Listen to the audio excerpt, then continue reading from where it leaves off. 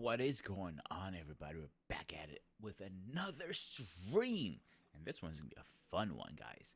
So, before we get into it, let's do me a favor. Hit the one if you can hear me. And also, don't forget newcomers, old comers, senior people, whoever you are, hit the like, share, and subscribe. It helps me out. And the best part, it's free. Come on. You can't say no, free, right? So, let's get into it.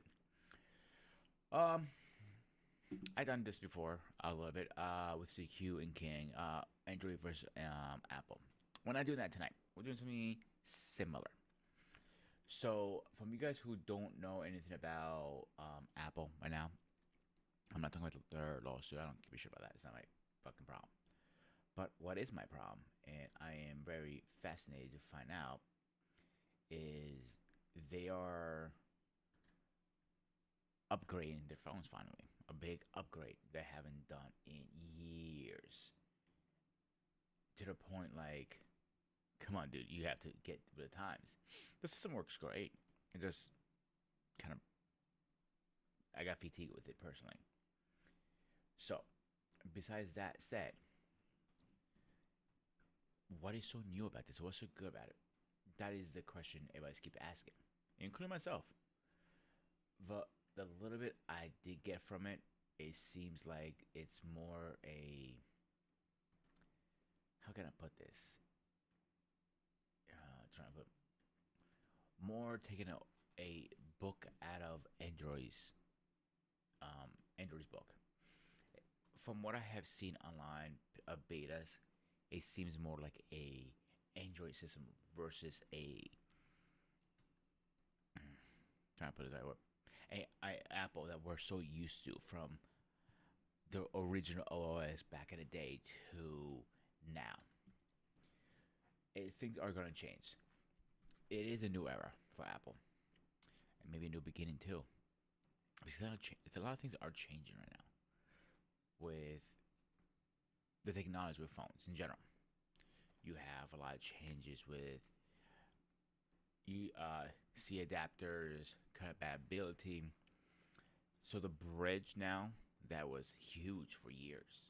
Like, did you like Apple? Do you like Android? Which one is more your cup of tea? I don't think it will make a difference on which one anymore. Minor things will make a difference. They're adapting RCA. I'm surprised finally RCA. Android's been having that. I love, excuse me, I love Android. I think Android, excuse me, yeah, I'm saying right. Let me rephrase that. I love Android. I think Android is great. I had a Samsung for years. Now, for the last several years, I've been using a Android, excuse me, an Apple. So here's my little backstory on Apple, if you guys don't know about it.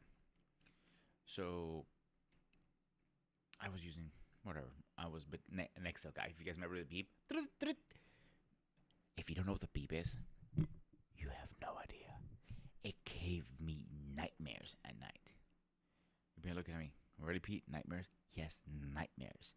You might be driving, blasting, boom, boom, boom, boom, boom, boom. You hear your phone like, where's my phone? It's not that. That's how much paranoid you got with the twerp, the two-way. Oh my god. So eventually that faded out, and towards the fade out, I believe her my memory corrects me. It was the same time when iPhone 1 was launched. So when that launched, it was like, wow, only AT&T had it. I was very surprised with AT&T only. The reasons I was very surprised about it because, well, simply AT&T sucks. Even back then, it still sucks now. If you have AT&T, I feel bad for you. Anyway, I had it for a couple years. I got rid of it. It's going to be like some bogus phones. That's where phones were fun. I'm not even joking. I know there's another YouTuber who does a series on this. When phones were fun. Then I went to, what's my first phone after that? Oh, the Motorola Razr Max HD. The screen, literally, if you turned it off, it turned it off like a TV screen. The battery life 48 hours. I'm not even joking you. So eventually I had to change. So I had Samsung after that. I went from Samsung Note 3 all the way to the 10. Only one I skipped is the one that blew up. That was the 9, I believe. So I got fatigue after a while. I said, let me give Apple another chance. Oh, I'm sorry. I lied to you guys. I got the 4 for a while, and I thought that was a horrible. iPhone 4 was horrible. Then I got the other ones. So I got fatigued. And then I had a lot of issues with it. I needed something different. So I went to the 12. I loved it so much. I got the 15. I always go to Pro Max. You gotta go big or go home. As simple as that. I love big phones. I always have, always will. Big phones are always my thing. So, having to have two generation phones. Hey, finally, she showed up her face. Her unofficial cheerleader says, "Hey, good evening. Have a great show, and make sure you hit the like and subscribe button." You know what? I gotta tell a little secret by Stacy. Hey, nobody knows. She means that when she says, "You better hit the like and share," she will hunt you down and give you nightmares. She's a psychopath. She's really like. You ever seen the movie like The Girl Next Door, the evil one that plays voodoo dolls? That hurts to the T. Anyway, back to the show. So Samsung is a great phone. Don't get me wrong. The one thing I hate about Samsung was the watch. So when I got it, I said, I'm gonna go all into this. I'm gonna really have the full Apple experience. I ended up getting the Pro. Then what they call AirPod Pros, the first ones. Loved them. Then I got the Apple Watch. Loved it too. Then I went to the new one. I upgraded everything. Pros. So I got a good deal with Verizon.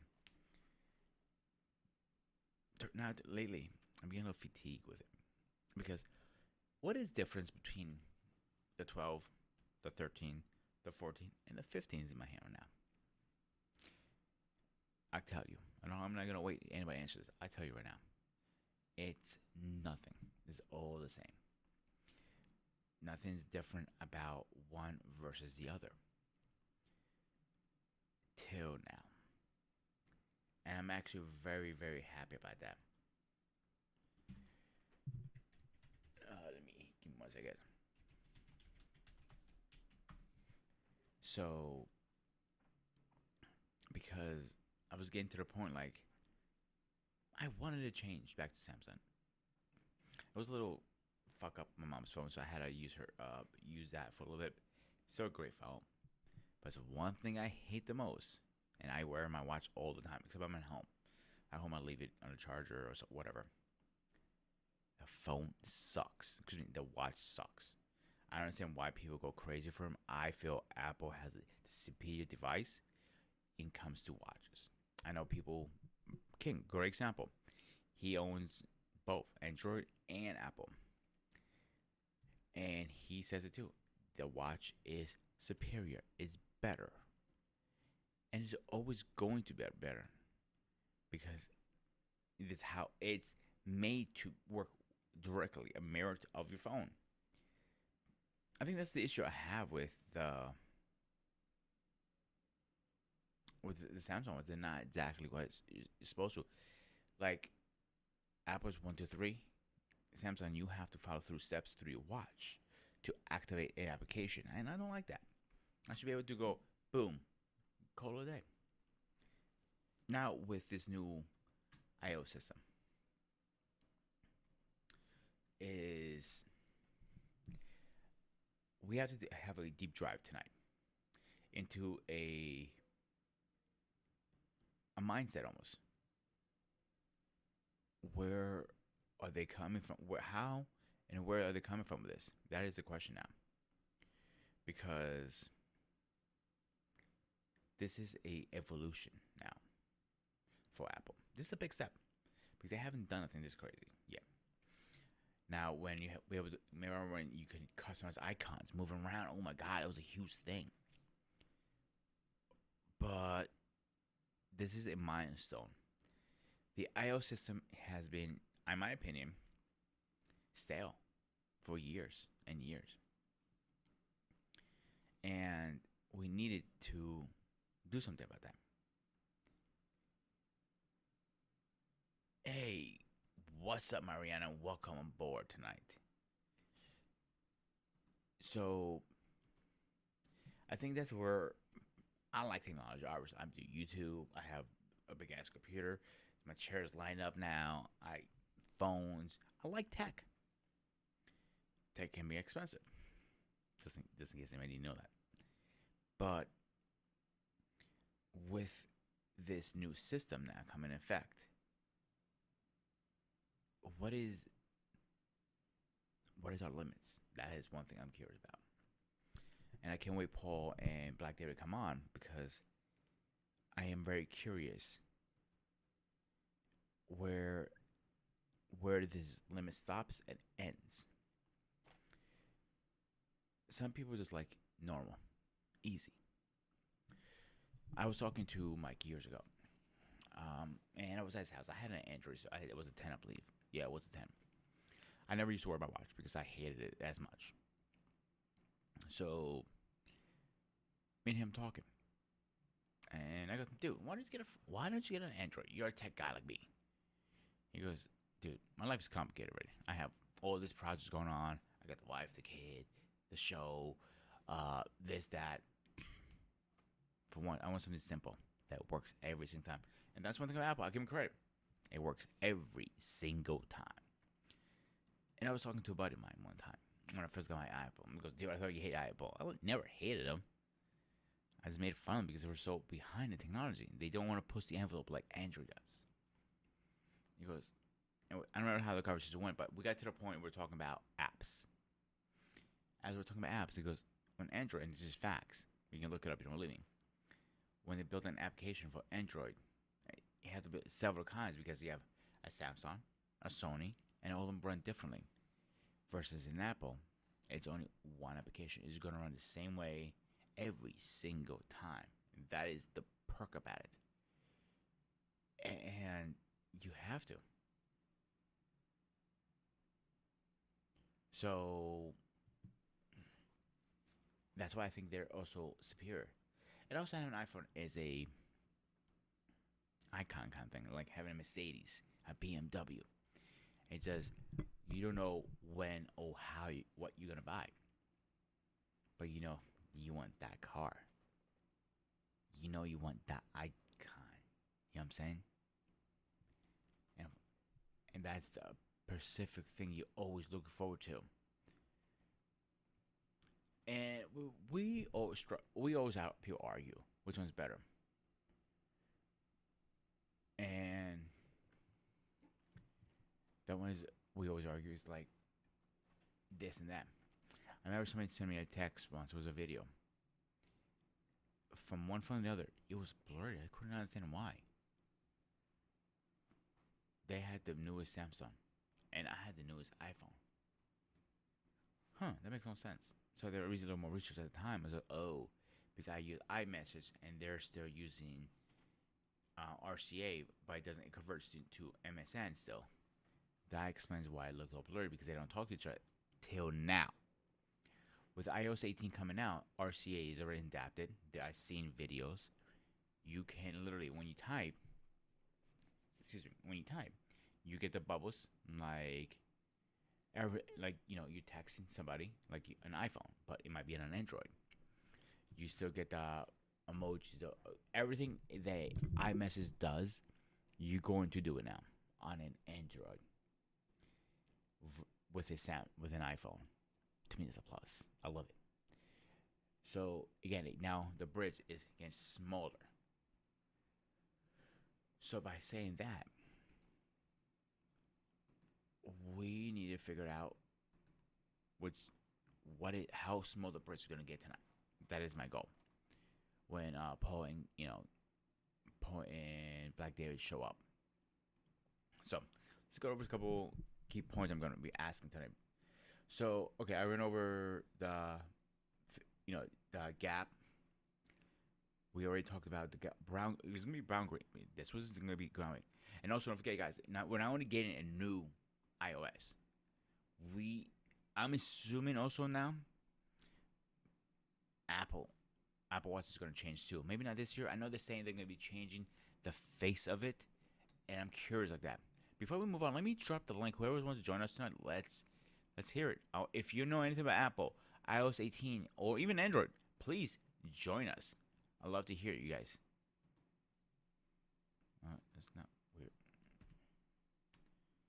Huh, that's weird. It's not let me send it for some reason.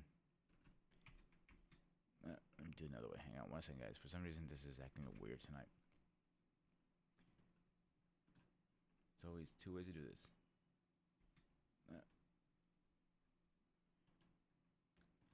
And here you go, guys. Give it a second, come through. You should have it any minute now. Here we go. How to use my other account. So there is a link. Join us on this lovely platform tonight. It's gonna be a very interesting conversation. So let's get back to my points here for a second. Okay. So my theory is going to be a new iOS for Apple Watch. Theory, no, but we know we get a new redesign. Not official. That's the rumor is going for the 10-year anniversary. They did the same thing with the watch, not the watch. Shit, what's it called the oh god, help me out, you guys. iPhone 10. So we know about that already. Features. What exactly are we getting in these features?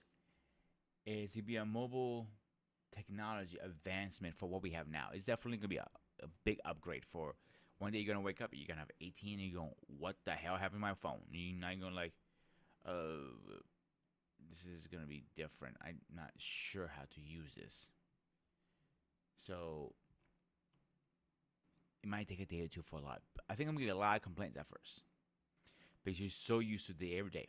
For if you've been an Apple fanboy for years, grab that phone after iOS 18 is gonna be like, what the fuck? But the plus part about it, for people who have I'm not sure how far back you can be able to download. Let's say 13. Let's say 12. Fuck it. Let's say go back even that further. So you don't have to buy a new phone if you're not ready to. You still get a new upgrade, and that's gonna be kind of sweet. So we'll talk about that. From advantages using the powerful newest features, and we just spoke about that, and the highlighted. The other devices, iOS 18 said to make it a mobile OS achievement.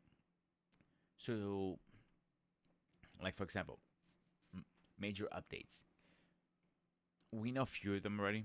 Are the icons, how it looks, all this stuff. But how the notifications are gonna be looking at? How is the improvements, the versions of it? Because don't forget, we have a bunch of different things.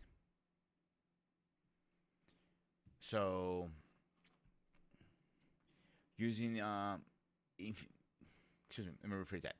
How has the US user interface evolved since then? Since first to 18, that has transformed so much. And I really want to get Paul's and David's opinion on this when they join us in a little bit. I did text Paul. I know David's coming a little later. Because when Paul's coming, like David is like not answering my text. I'm like, hopefully he didn't forget or fell asleep on me again. He loves falling asleep. That's one thing I would say for sure. So, okay. So, in what way iOS 18 performs and affects the iPhone and iPad? It's gonna be on iPad too. Better than what we have now? That is the question. Now, security and privacy. This is where it gets very deep in it now. So, they announced that passwords are gonna be saved in a different application now versus on your Apple for more security. What are the new security and privacy features, and how do they perform using data? It's a lot in there. How does the 18 US iOS 18 improve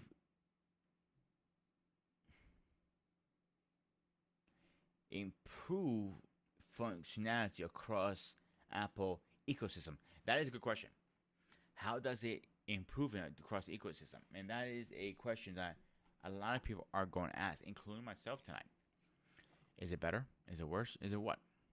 So that is the question a lot of people are going to be asking. And I'm kind of curious, how is going to make it better or worse? I think it's going to make it better. I think at first it's going to be worse because people are not used to it. And when it comes to new stuff, people are always scared. I don't want to use it. They don't want to do this and do that. This one I am very, very curious about. All right, Siri. Let's talk about Siri for a minute. Let's talk about the elephant in the room. And we'll go back to the elephant in a minute, but we want to talk about it now. So the elephant in the room is Siri. So the thing with Siri I have an issue with. From all assistants we have Google, we have Amazon.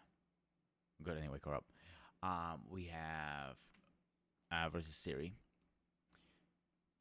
Bixby. I don't think anybody use Bixby. Anybody in the comment? Do you guys use? I know Mariana and Stacey have Samsung. Do you guys actually use Bixby? Because I'm curious now. And Paul, he said he'll be up in 10 minutes. I guess he has to wax his head a little bit before the show. You get a little shininess. No hate. It's all love, brother. I'm just saying you have to, I want the glare coming out popping tonight. So here's my thing with them now.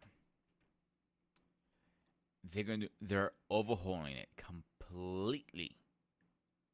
So the series you're used to is not going to be Siri anymore. They're calling it Apple Intelligence, and I'm curious. Use what? Bixby. Bixby is the assistant built into Samsung. You can switch it to Google, but a lot of people don't. They use Bixby because this is what it's launched with. Do you use it, Stacey? Do you know what I'm talking about, or you do not? That's the question I have for you tonight. So the Apple Intelligence is. I know they dropped a lot of money. Original rumors were they're going to team up with Google and use Gemini on the iPhone. Don't know. Oh, here we go. Oh, Bixby. No.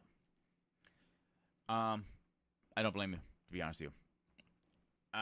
So as I was saying, they didn't do that for some reason. I don't know. Again, there was just rumors. Till they actually announce this different story. One thing I do know for a fact, they are changing the whole thing around. So you know how you have the little icon go, ooh. You're not going to have that now. You're going to have the whole screen kind of blend around. And that's going to be the Siri. Oh, I can hear you. What's up? I mean, not that way, but you get the idea. Where I left off. Okay, and this part is, how is the AI going to learn the user? I'm curious, how is it going to, if it's going to learn us? And that's I think, what bugs me with Apple right now, with this whole assistant thing, that is the only company that fell so behind on Bixby. I mean, AI assistant. Google is one of the best ones. You say, I think it's probably top one next to Alexa. Go ahead and wake her up. She's again, it's a personal preference again, which one you like to use. I personally like Google overall, even on my iPhone. Okay, let's get back to this. So the new tools and APIs are available for development on iOS. How are they going to learn the new system? It's a new code. How are the apps going to turn out? Are there going to be a lot of problems with it? I know with Beta 1, they said there had no issues with development. Who were testing it. Beta 2 is Historically, I know this is kind of weird. Apple always had issues with Beta 2 for some reason. I don't know why. But when it comes to Beta 3s, closer to launch, all the problems are worked out by then. Uh, Development tools are what is the tools? Oh, I actually went over that. I'm sorry. How is iOS is going to post the boundaries and the new AR capabilities? That is a good question. So, how is this going to get pushed to a next limit, to a next string, to the next something? That is the question. How is this going to be better than something else? How is this going to be new? How is this going to be what? Health and weightness. What is the health and weightness benefit features of the iOS 18? How could it be better than it ever was? I don't know. I'll be honest. I don't know. I use the stepper more than anything because if you don't put enough steps, you're not going to lose weight or whatever you're trying to do. That is one feature I use in my watch and on my phone all the time. Future trends and technology. Can we expect to see the upcoming updates or version found in iOS? What is next after iOS 1? Let's call it iOS 18.1 for argument's sakes. I don't know. What's next? I am curious how far they're going to push the envelope with this. To be honest with you, watching the videos, it looks pretty goddamn sick.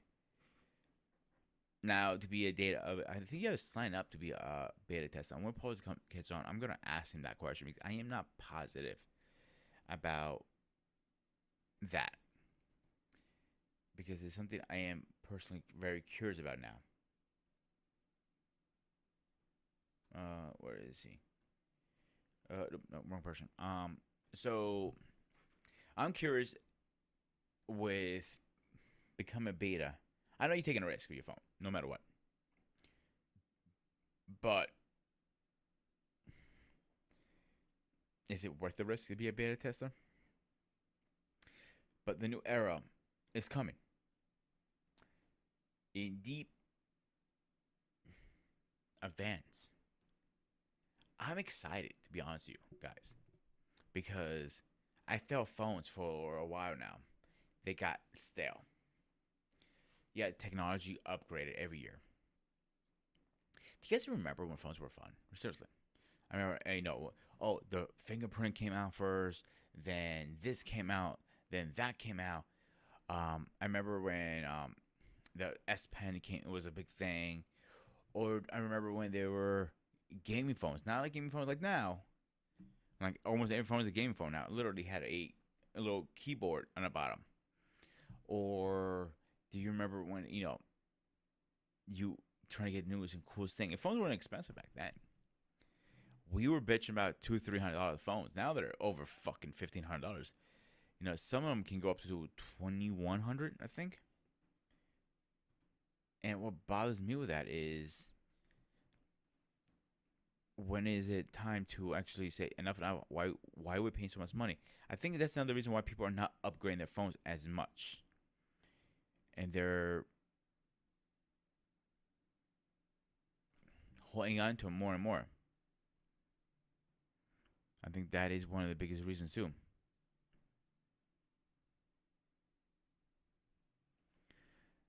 So I think we're going to get to the point that phones, we're going to be talking about updating them, but not as much, believe it or not. I think it'll be more a thing for which one can I get that I can hang on to for longer. That's when I give credit to Apple. They do that very, very well. Just got a text from Black David, a fucker. He'll be on shortly. So, you guys are going to be tortured by my voice a little longer. Let's get a little sound effects in here. So, here's my thing with phones right now. Phones are awesome. They're great. But when are we going to put enough and enough? At least what Stacey says. Hell, up until last year, I still had my S. And that is my thing I'm trying to say here, Stace, is we I'm trying to, how can I put this in the right way now? You hang on to that phone for how many years was it? If you do you mind telling me how many years was it? Because I know you just recently got the 24 Ultra, right? Am I wrong? And I know you love it, but how many years you hanged on to that thing before you said, it was time to actually update it? And I remember you were complaining it was running slow and everything, and it was like you were overdue for an update. Not needed to, you were way overdue for one. That was like an understatement.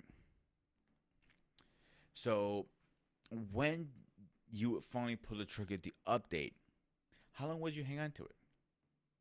But did you see your phone slowly every year slow down as the new ones and better ones comes out?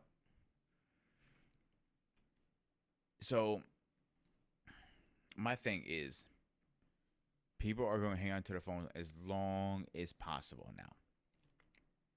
For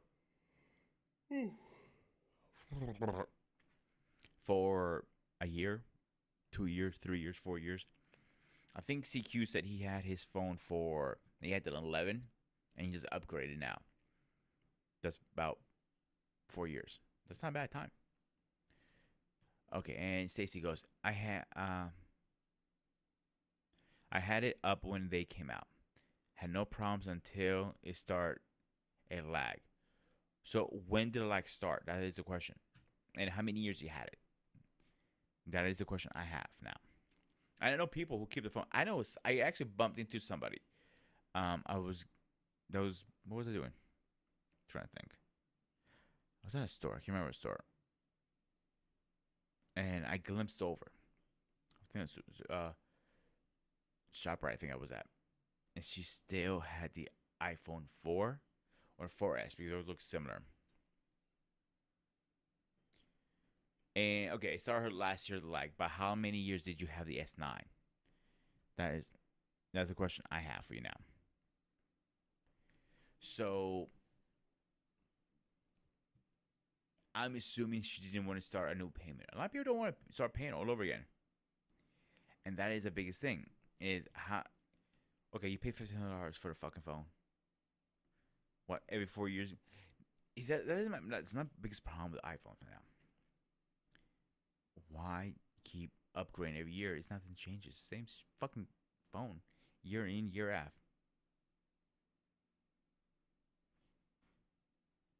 So she had S9 since they came out. So she just don't know what the year was. Her memory's not the best thing in the world. So when it came down to, like Stacey, she hang on her phone for years and years and years. So how many years are you going to hang on to the phone? How many years are you going to say, I'm going to buy this and I'll be okay with it? So, and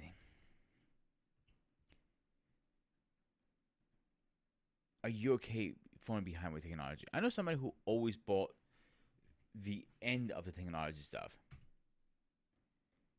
And okay, that's cool and everything, but it's time for to upgrade something. Sometimes you want to be to the newer stuff.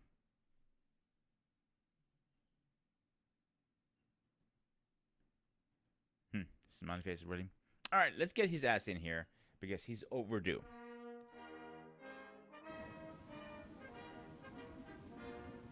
Mr. President, how are you doing tonight? I'm doing okay. Just running. Hmm. Just finally getting a chance to settle down, but busy day. Ladies and gentlemen, today the president's in the house. He had a big debate the other day. He's stressed out. He had a debate against Trump and Biden. So, how was your debate the other day? How was my debate? It's a joke. It's a joke. I'm trying to like get you up there. So, I know you're an iPhone person, right? Yeah. I mean, I've had one just for consistency, but I would probably say I probably use maybe.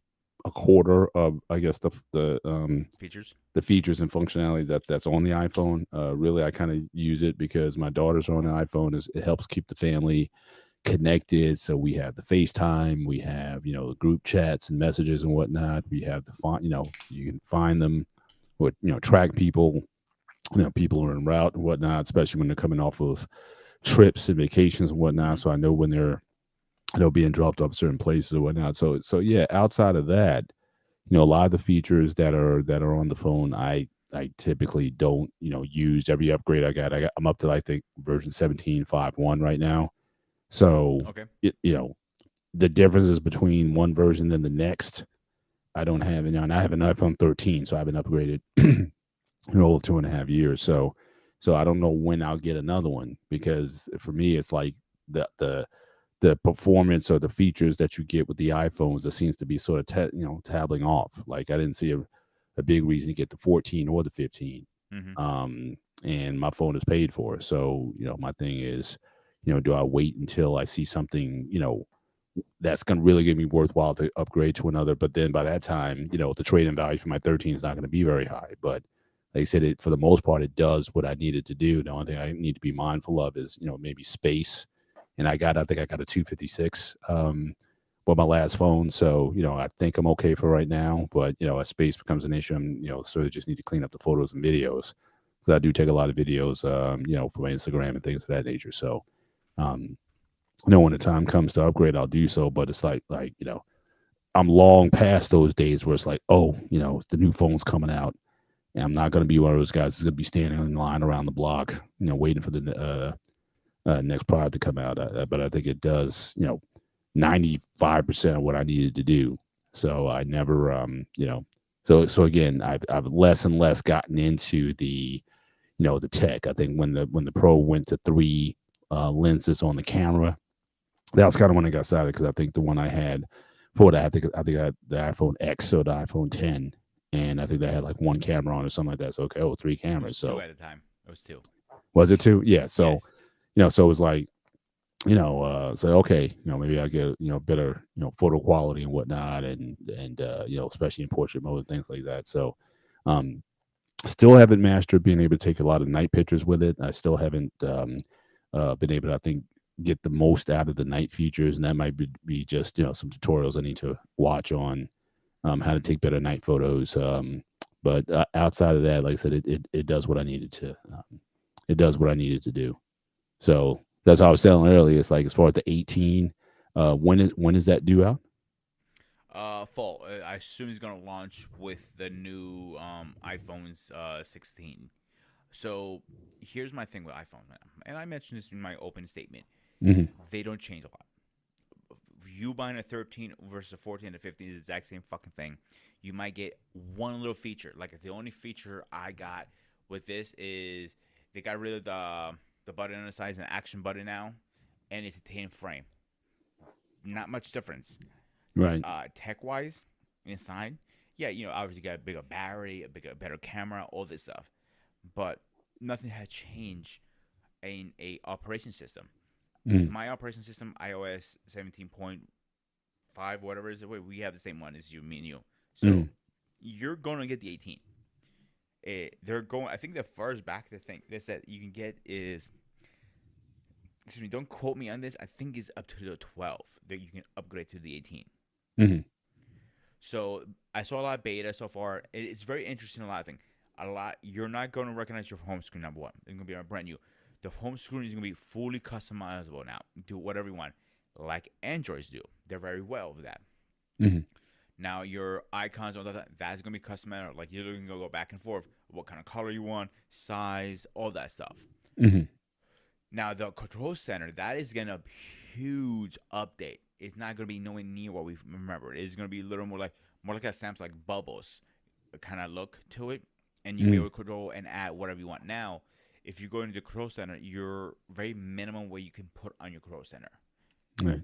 You know, Has Apple come out with, I guess, Steve Cook, has he come out with, how they do that launch thing where he's on stage and he talks about the new stuff? Has that been, because I might be, maybe I may be better off if I watch that to kind of get like the highlights and overview of stuff. Or is that going to be closer to the fall also before it gets That already launched? came out. That came out like couple weeks ago. Okay, so I'll make sure I go back and I'll Mm. watch the Apple production, and I think that'll give me a better idea of, and not just what the operating system, but I guess all the updates they're doing. I guess they're all there. You know, the computers. They're because I also contemplated, did I want to get a MacBook? Now, are you a Mac person overall? Like, do you have a MacBook versus a PC or whatever? Would you want or prefer to get to get a So, MacBook Pro like over the another PC or so so? I'm gonna answer that question 1 second. I'm gonna just read Lost in Translation. So I want to say to him, thank you for dropping by. He says I am running the beta on my iPhone and iPad. I am not updating my Mac until September. Mhm. So I am a PC guy. I do not like Mac computers. I always hate them. Mm, So some people say they're better for streaming or what we do. mm, I personally disagree on that comment. I think building your own PC is 10 times better. Um, People may sit there and argue with me, and that's you. And that's you're right. Before we got lost, I do have the link in the chat. If you want to join us, you're more welcome to come up and have a conversation with us. Um, so Trey Ferg, for example, he uses a Mac. mm, But he does not have a iPhone. He uses a Google phone. mm. At that point, I think it's kind of a waste of time to have a Mac if you don't have an iPhone. Kind of connect the family. Right. And actually, the law says right. So PCs last longer because there are no battery to replace, and that is a fact. I built my computer. This one I paid. Hmm. I went a little over close to 5K. I paid, but this computer is going to last me a very long time. That's why I But paid it. you built a laptop No, or a PC? desktop. Desktop. Okay. Okay. Yeah, Yeah. yeah. So, but when I bought the PC, and I could have built a laptop too. I have the option. I literally just clicked away what I wanted, and they were put it together for me. That's the only thing Mm, that I had to worry about. right. With the company I bought. But I bought this expensive PC because I knew I was doing the streaming. I knew I wanted a computer that will last me Right. a long time, and that's why. If something goes wrong, it's easier for me to open this up versus something I buy off the shelf. If that makes sense. Hmm. Yeah. Update. So when it comes to this new system, is how far is our limits? From what I'm seeing online, and maybe Lost has a little more clarity than I do right now because he is running the system right now. The new 18, the beta is it feels. Excuse me, rephrase that. It looks more like an Android system versus Hmm. a Apple system. Right. Again, that's how it looks for me, at least on my side. Again, I Mm. don't have it. The question I do have for you, because I know you're in tech, maybe you know how the answer is. To become a beta tester, is it what you just sign up? How does that work? Do you know any information behind that by I chance? I've never been I've never been a tester. It's weird because my background career has been in QA. So you figure I'd be one of the best candidates to be a beta tester, but I never signed up for it. So again, maybe Laws, you might be better equipped to answer that question. But I've never participated in a Mm-hmm. software. I've downloaded beta versions and just use them, but as far as being in a position where I can cut, actually get feedback, or I just figure, well, if I download the beta, they're going to get the feedback anyway because I know that unless you decline to share information, a lot of the information that you are doing is going to whomever anyway. Um, but no, I never signed up or never volunteered to that. I just never had the time for it. He says you have to sign up for it. Actually, he just Hmm. comment. I do know when you do sign up for the beta tester, it's not like you're getting paid for it. It's completely free. Yeah, yeah, it's definitely definitely for the aficionado and the the enthusiast. In my younger days, I could certainly see myself doing it because like I said, I started with Apple, so I was a big Mac. I remember I was in college. I spent $1,900 back in 1988 for my first Macintosh SE computer, which was a fortune at the time. But but Rutgers was a major Apple hub, at the time. And so so I got definitely very very familiar with it. And so for years that's all I used was Apple until I got into my profession. I started using Windows and whatnot. And again, I built towers and I had Windows PCs and whatnot. But if it certainly for gaming, for the graphics, that used to be on a Mac. And again, it had that Mac feel to it. So I think certainly it was really for a while. I remember when Windows 3.1 was out. So that's how far back I go with Windows or Wintel machines, as they used to call them. So it took a while for it seemed like they were trying to catch up to Apple. But again, you read the story, it's like I don't know who stole what. It seemed like I think Job stole that graphical interface from someone else or whatever. So I don't those wars back then in terms of who got what. I don't know quite what the story was, but for a while it's like the Windows machines were trying to catch up to Apple in terms of the interfaces, the graphics, especially if you were Mm-hmm. into like desktop publishing, design, a lot of those features. It took a while before they were able to catch up. But especially when it came to like fonts and like I said, desktop publishing, I would only work on a Mac. I was that diehard with it. But when it came to the actual PCs or the laptops, um, like I said, like I said, professionally, it didn't make sense for me to invest in one. And at that time, also, one thing that Apple did that I didn't like, they didn't have a lot of backwards compatibility with older systems. So like if they upgraded their processor, they used to have they used to use Motorola MC 68000 type processors initially, and every time they would upgrade to a new system, the backwards compatibility wasn't necessarily there. It's like they almost made you have to buy a new system to sort of keep up. And that was their practice for a long time until they went to when they started going more Intel chips, when they went to Pentium chips on some of the later models in the 90s. But those late 80s to like the mid 90s, all probably almost to 2000. I forget exactly when they went to Intel processors, but they were a big Motorola um, user for many years. And again, there was you had to get everything different. So again, if you got software would only work on the Mac, and a lot of times it would only work with the processor. So if they changed the processor on you, you would sometimes have problems with in terms of compatibility with stuff. So it was definitely very expensive to have one. But I remember that just the experience being such that again, they made it a very you felt you were working with something that was different at the time, where Windows just seemed to be like sort of like a cheap knockoff. So, and then probably by early 2000s or whatever, I started in my professional life using both platforms or whatnot, or using more and more Windows. Start to use less Mac as I got older, but I would still use it. Like I said, if I had to do something graphical or desktop publishing or art wise or whatever, I would still use a Mac. But now I think I pretty much use a Windows machine for pretty much everything now. And it got to a point where getting now all my daughters have Macs or the laptops, but I never felt the need per se to try one out. Um, so that's kind of that's kind of my history with a lot of those So those early Mac systems. with Max, I had him a little bit back in high school because Hmm. Apple was very good making big contract with schools, Absolutely, businesses, yeah, and stuff like that. I right. remember people when the AirPods first came out, they were running the older phones in the business corporate. Hmm. Speed up a couple years later, I was talking to my buddy Roy.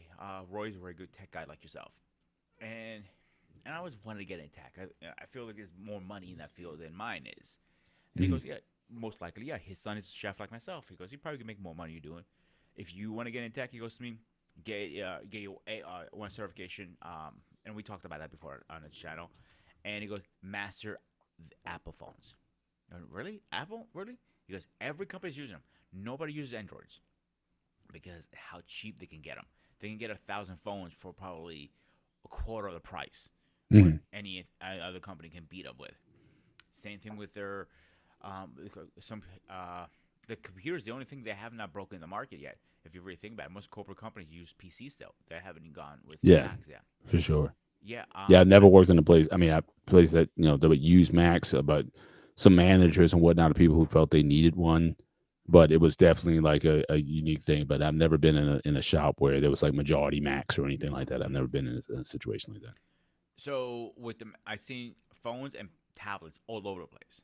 And if you're thinking about it, what's the difference between an iPhone and an iPad? iPad is pretty much the same fucking thing. If you think about it, the only thing Yeah, you're gonna have like a big thing next to your phone trying to talk to it, and that's the only thing. Let's get his hairy ass in here because he's fucking late again.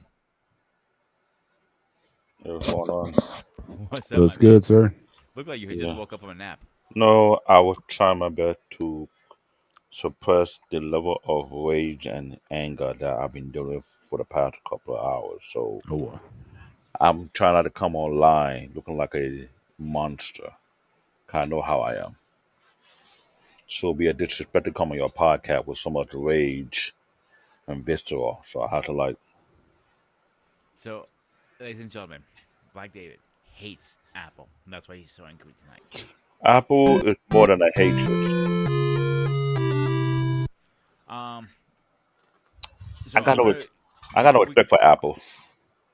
all right, before we get David's rant, I'll let you rant in a second. I'll give you the platform in 1 second. I want to highlight last comment, Lost, and he's really hitting his no, Lost. You need to come up, brother. This is you have to be part of the show tonight. Because he's hitting everything to the T. Most businesses use IBM, and that is facts. Again, Paul, you're in IT too. Will you agree with that statement? Absolutely. Yep. David, you're in IT too. Would you agree with that statement? Yet more on the server side, I will agree. Okay. So, because I know you guys want to say, oh, he's coming. All right, cool, brother. Until he comes up, I'll give you the floor. You go ahead. Go ahead. What you guys say? Now, concerning Apple, I'm not so fond of it due to the direction they're taking because they're not taking the original creator idea. It's more like a cookie cutter copycat because Steve Jobs was a genius. I had to give more credit to credit due. When Steve Jobs created Apple, it was a masterpiece. He knew what the hell he was doing. He understand and figured out people and customers. That's why the product he was creating was selling. But the moment he passed away, I predicted it that that will be the start of the downfall on where Apple would not gonna be the same without him. Tim Cook could not run Apple better than Steve Jobs. It's not possible. He can try, but it's not what it is. Even though I see Apple taking multiple directions, left and right, based on how they build their products, from having their own chip to going to Intel, the Intel right back to their own chip. They look at the mobile device. All I can say is that their product are a little bit overvalued compared to the competition that's out there. And I have to be logical about it because, for one, I can't crap on the iOS. It's a very stable product because they have their own chip, they have their own hardware, so they don't have to venture out. That's what gives them the edge. But as for the ecosystem and everything else, people talk about the ecosystem, but the ecosystem is very much limited. It's not super expensive, so I'm not going to believe the connotation of, oh, the Apple ecosystem better. No, it's not. Because from one other third party developer had to build their application on Apple. If that's not fixed, it does not work. Now, for someone who are working in the tech field, who have also understand the issue of iOS always have issue reconnecting with servers, reconnecting with Microsoft servers, reconnecting to people email client. Almost every 2 or 3 months, we had to go back and reconfigure, God forbid, hundreds of thousands of phones manually if the system did not work remotely. So I'm not gonna give so much prop to Apple when Apple have been nothing but a tech nightmare. If you know where I'm coming from. So I'm not. I'm a very practical person. I don't give credit to everybody. You have to prove me that you're worth it. So that's the same thing with Microsoft. I criticize Microsoft too, but for Apple, man, it's been a nightmare working on the corporate sector and then with the Apple product, either be the iPad, be the iPhone, whatever, those kind of things. That's how I feel.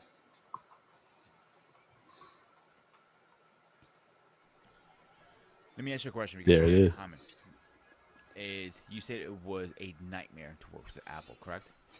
Yes, because I think Mr. Bennett knows this very well. You're either using good or mobile iron to reconfigure these people's iPhone to connect to the MS server Outlook so they can receive their emails.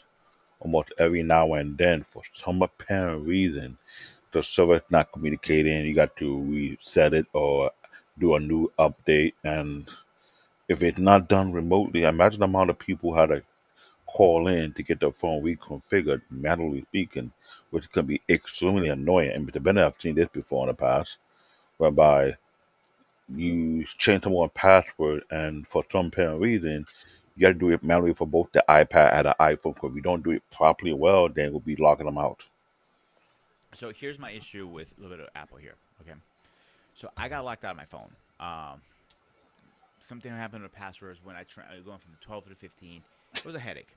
So I walked out to the store fine, but something happened. I don't know what exactly happened. So I talked to the salesman about it.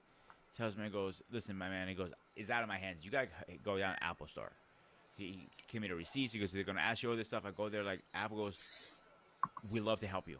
One, you need an appointment, but because you're," and I explained to him, my phone is my lifeline. I need to work with it. You know what I'm saying?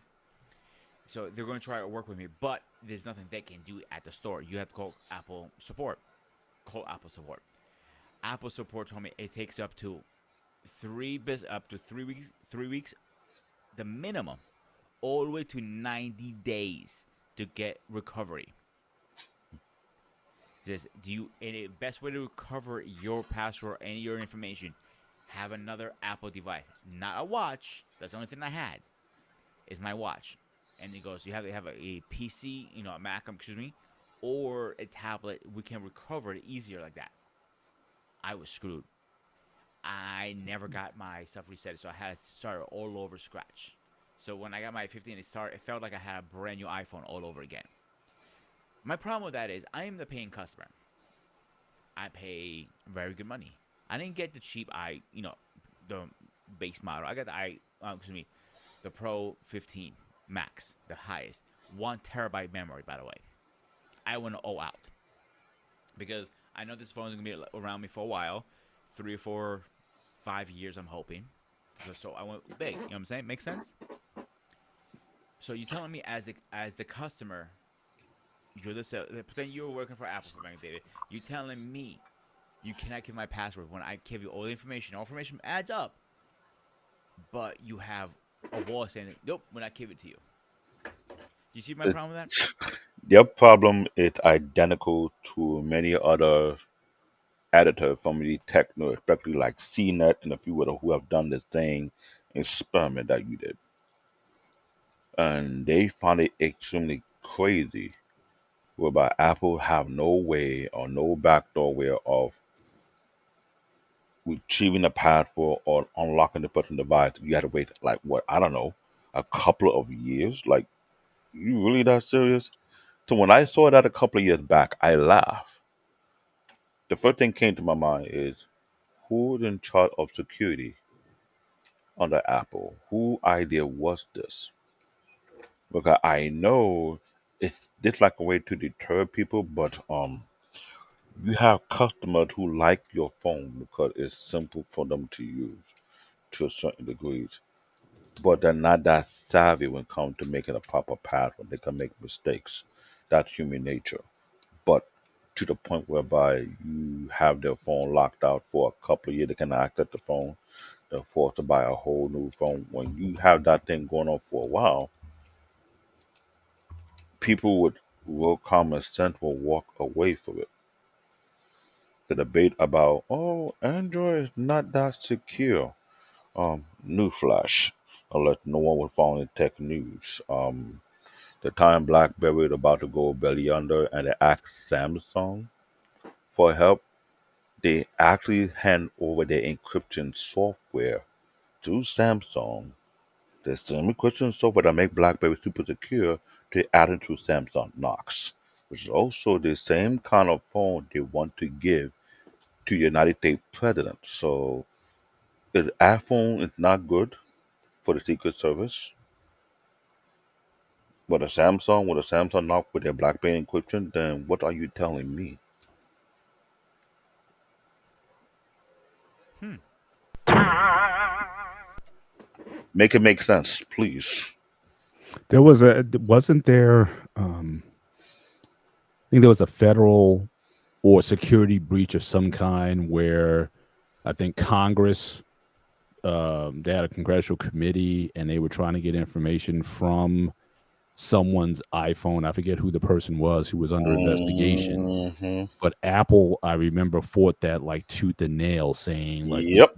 I we remember can't that do. one clear day. I Yes, forget who the person was, but yeah, that was like a big thing. that was a person concerning I think the shooting in Orlando, Florida, I believe. Mm, And his phone with an iPhone, and he get it so locked up to the point whereby it went all the way to the top. Even the Tim Cook couldn't help them. yeah, So And going yeah, to my Google search right now, so it's kind of mixture. Trump used an iPhone. Obama used a modified Motorola A840. I never heard of that model personally. Probably like a mm, government phone, right, David? it might be a Uh, government phone because based on security level, because like I said, the top secure Android phone is the Samsung S Ultra series or the S Plus that come with Samsung Knox. Samsung Knox have the original BlackBerry encryption software embedded in it. This is why it makes it far more secure than any other phone, hands down. The problem people don't that do their homework because they're going to the publicity stunt. I was reading tech news for a long while when I caught on to that. That's when BlackBerry decided to go Android. If you remember so that. I do want to know BlackBerry was pretty secure overall. It just they underestimated the iPhone when it came out. They laughed at him like this is never gonna work. Yeah, yeah. They underestimated them. No, it's not just iPhone. They estimated both iPhone and Samsung competition because one, they are the most secure phone. They had the best encryption software, hands down. A lot of business use BlackBerry for that particular purpose. But what they did So not look at is if you don't build around your OS functionality and think what it's not broken, it's not you don't need to be fixed mentality, you get left behind. So this is funny because my Google search, this is what I'm getting from my Google, is a mixture of both. So the government uses a third-party vendor called Assigning Wireless Lifetime Offer. So I'm not sure who that company is. That's how to Before you, be some private entity with security clearance, mhm. whereby they build the type of security protocol based on military and governmental level. I mean, Before we move manager, on, no, let me get Loss in here. Loss, what's going on, my man? What's happening, y'all? How's it What's hey sound? good? man, All right, sounds great. I'm gonna give you the Good. floor. I want your opinion. It's all yours now. Um, as far as Mac is concerned, I've been always been a PC guy. I recently got Mac stuff because I wanted to try something different. You know what I mean? Mm-hmm. It's one thing for you to criticize something without actually owning the material. It's another thing to actually own it and then have enough information to make a valid a decision about it. The last time I touched the Mac computer was like in high school, like you said earlier. And I just recently got an iMac and I was like, yeah, this is pretty good. And of course, I started going down the Mac rabbit hole. And the next thing I got was an iPad. And the next thing I did was I got an iPhone. And I was like, oh, now I see what ties all this together. It's the daggum phone. And now I'm looking at a watch. So what people don't realize is that it's not so much as the hardware, it's not so much as the software because you can pretty much do anything. The key is the ecosystem. It's how everything works together. You can copy and paste stuff real easy. All your stuff can communicate. You can take phone calls from your PC to your phone. Now they got it where you can actually access your phone through your computer on the other side of the room without even having to open it. People are talking about how you can change the icons. I just got a used iPhone just to see what the difference was. And now that I have the iOS 18 on it, it to me it's not a big jump from going from Android to Mac now, because it's a similar experience. Now, given the point what Apple has done, Apple normally this is pre Steve Jobs. They were pretty much innovative. They were usually the first to market with stuff. But ever since Tim Cook took over, it's like they have to wait until everything is perfect. Then they put it out. It's like they're never first to market with anything. But generally, when they do bring it, it's usually old stuff that somebody else did, but Apple did it their way. And I think the reason why they do it is because of they're leaning on their security. You know what I'm saying? They're saying that it's more encrypted, it's more secure. And I think a lot of that has to do with whether or not Apple shares your data or not. They're real big on that. It's like every time you load an app, it's like, hey, can we share this with our partners? Well, at least you have the option of saying no, which I usually do. And what it does, it keeps you from getting ads and stuff like that. And people don't understand the power of influence of advertisement. You know what I'm saying? It's heavily laden with stuff from Google, is because people like to say that you get what you pay for. You know what I mean? If they're not making you pay for something, you're pretty much the product. And they actually, Google gathers that data information and they sell it. You know what I mean? So they actually make you susceptible to buying stuff. But if you use like the Safari browser, it is clean. It's very minimum advertisement or whatever, and it keeps you focused on doing what you're doing. But if you ever use like Edge or something like that, there's always something on the side. They always reminding you, hey, I know you was looking at that iPhone. Here's one that I found on this website right here. Don't forget. And you keep getting that every 5 minutes until you actually buy, and it's subconscious. So it's one of those things where I want something to make me productive, but I also want something that's going to last. Now, here's the problem with Apple. Their stuff is expensive, and I think they over-engineer a lot of stuff. In a way, it's kind of good because your stuff lasts longer, but at the same time, it's so expensive that most people around you don't use it. I think the only thing that most people usually have is the iPhone. That's the only thing that usually connects people together. But it's when it comes down to work and stuff like that, most people don't have a Mac computer. Most people have iPhones and most people have Android phones, for the simple fact that it's cheaper. But at the end of the day, it's the ecosystem that actually makes Apple the money that it makes. I mean, they get a cut of all the money that's spent in the store, 30%, if I'm not mistaken. And I don't think the Play Store even gets that big of a cut. And that's one of the reasons why the EU is riding Apple so much, is that, hey, you're gonna have to let somebody else make some of this money, man. Start letting folks load some of your stuff on your app store, on your phones and stuff. You know what I mean? So that's the reason why Apple is into with the EU. That's the only reason why the iPhone got a USB port, is because they had to before 2025. So they just went on and bit the bullet and said, you know what, we're going to go ahead and do that. But that's just Apple in general. You know what I mean? This is what I've learned over the last year since I've gotten this stuff. But it's one of those things. Once you get it, that's when you start learning more about it, because you actually have it and you have to know it. But I know PC like the back of my hand. I've been raised on, that's what I go to work with. That's what I do for business with, that type of thing. But in my personal life, as far as being a creative is concerned, it's Apple all day long.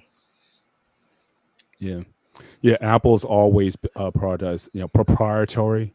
Like I said, I go back to like I said, 1987, 1988. That's my first exposure to it, and I'm sure, Lost, you can remember those days as well. Right. Everything, Apple Talk, Macintosh, the network, the Mac. Everything was like, it just wouldn't work with anything else. So you had to get an Apple computer, you had to get an Apple printer, you had to get an Apple server. There was no cross compatibility with anything. So, Paul, But you're I think saying, at the time, I'm sorry to cut you off, but even back then, they were building an ecosystem, and we didn't even know one, that. totally, Like I said, at Rutgers, the whole, because I used to work for the school, in the computer labs and whatnot. So again, everything had to be Apple. Like nothing worked, no piece of hardware nor software worked with anything else. So if you went in on Apple, you had to basically get on everything: the network, the hardware, the printers, everything had to be that. Now they had separate things. So like at the engineering school, they used Sun Microsystems. For certain things, they had those RISC processors. You had some PC, but it wasn't much. So it was either Apple or Unix was Mhm. essentially what you had in those times. But you had to make the commitment. You had to go all in. And again, I think as I was said earlier, definitely Apple made his bones working through the schools. Whereas I think PCs maybe did a pitch towards the business world. Apple went to the schools, the universities, and You're all right. that kind of stuff. So I think that's where they decide to plant their flag and build their brand, especially with younger people. And I think also, like I said, the marketing of Apple I think was so genius also because they actually used to run these commercials. If you were a PC guy, you were older, I you remember were Oh, that. I've, nerd, I've, you I've were nerdier, you were grumpy old guy or whatever. Butt was But tight, again, conservative, you know. yes. But to those own were an the ads. Apple product of any kind, you were cooler, you were younger, you were at the time the millennial You had generation. You you had a were leather jacket on. yeah, exactly. Yeah, the PC guy, you're in a black business suit, all out. You look like one of them guys from the Matrix, the Looking right. like Smith, you know what I'm saying? Yes, One of them agents. exactly. So the way they Mr. the way Anderson. they did it, it was like I said, it was genius. But I think it was even then, like if you had an app, I was like one of the few guys, like I said, on my floor, in my dorm, who owned a Mac. So like I said, when it came to like I got real good at desktop publishing, typing papers. Again, when you use Mac Write, the autocorrect, spell check, everything, I got up to about 70 words a minute typing on that thing. And so, But Mr. that's how. Bennett, Microsoft took that thing to the head seriously and used that same type of ad against them. They're like, "Oh, you want to make us look bad?" So they Yeah. had someone who dress up or shoot everything. They're going back and forth with the same advertisement, Mhm. same theme. Which I find it comical because Yeah. it was entertaining. I hate to. I'm not gonna lie. I used to put on the TV just to watch that ad and see how far it would evolve. How Mhm. much jab Apple would give Microsoft and how much Microsoft going to retaliate back. It was a back and Yeah. forth thing. Yeah. But So David, don't forget, Steve Jobs did get kicked out of his own company, saying he's going to run to the ground. He's I out know, of control. All this stuff. I Then he know, launched Next, Which and and didn't yeah, and which didn't take. and Pixar. He did Pixar yeah, also. Pixar but was a success, yeah, but the I heartbreaking. feel if he was not come back to Apple and he put a little more money and more time to Next, I think could outbeat Apple if it was still the way it was back then, and he came back. Because It's hard to turn people, man. You got I'm not IBM, disagreeing. Apple, and then you got a third horse.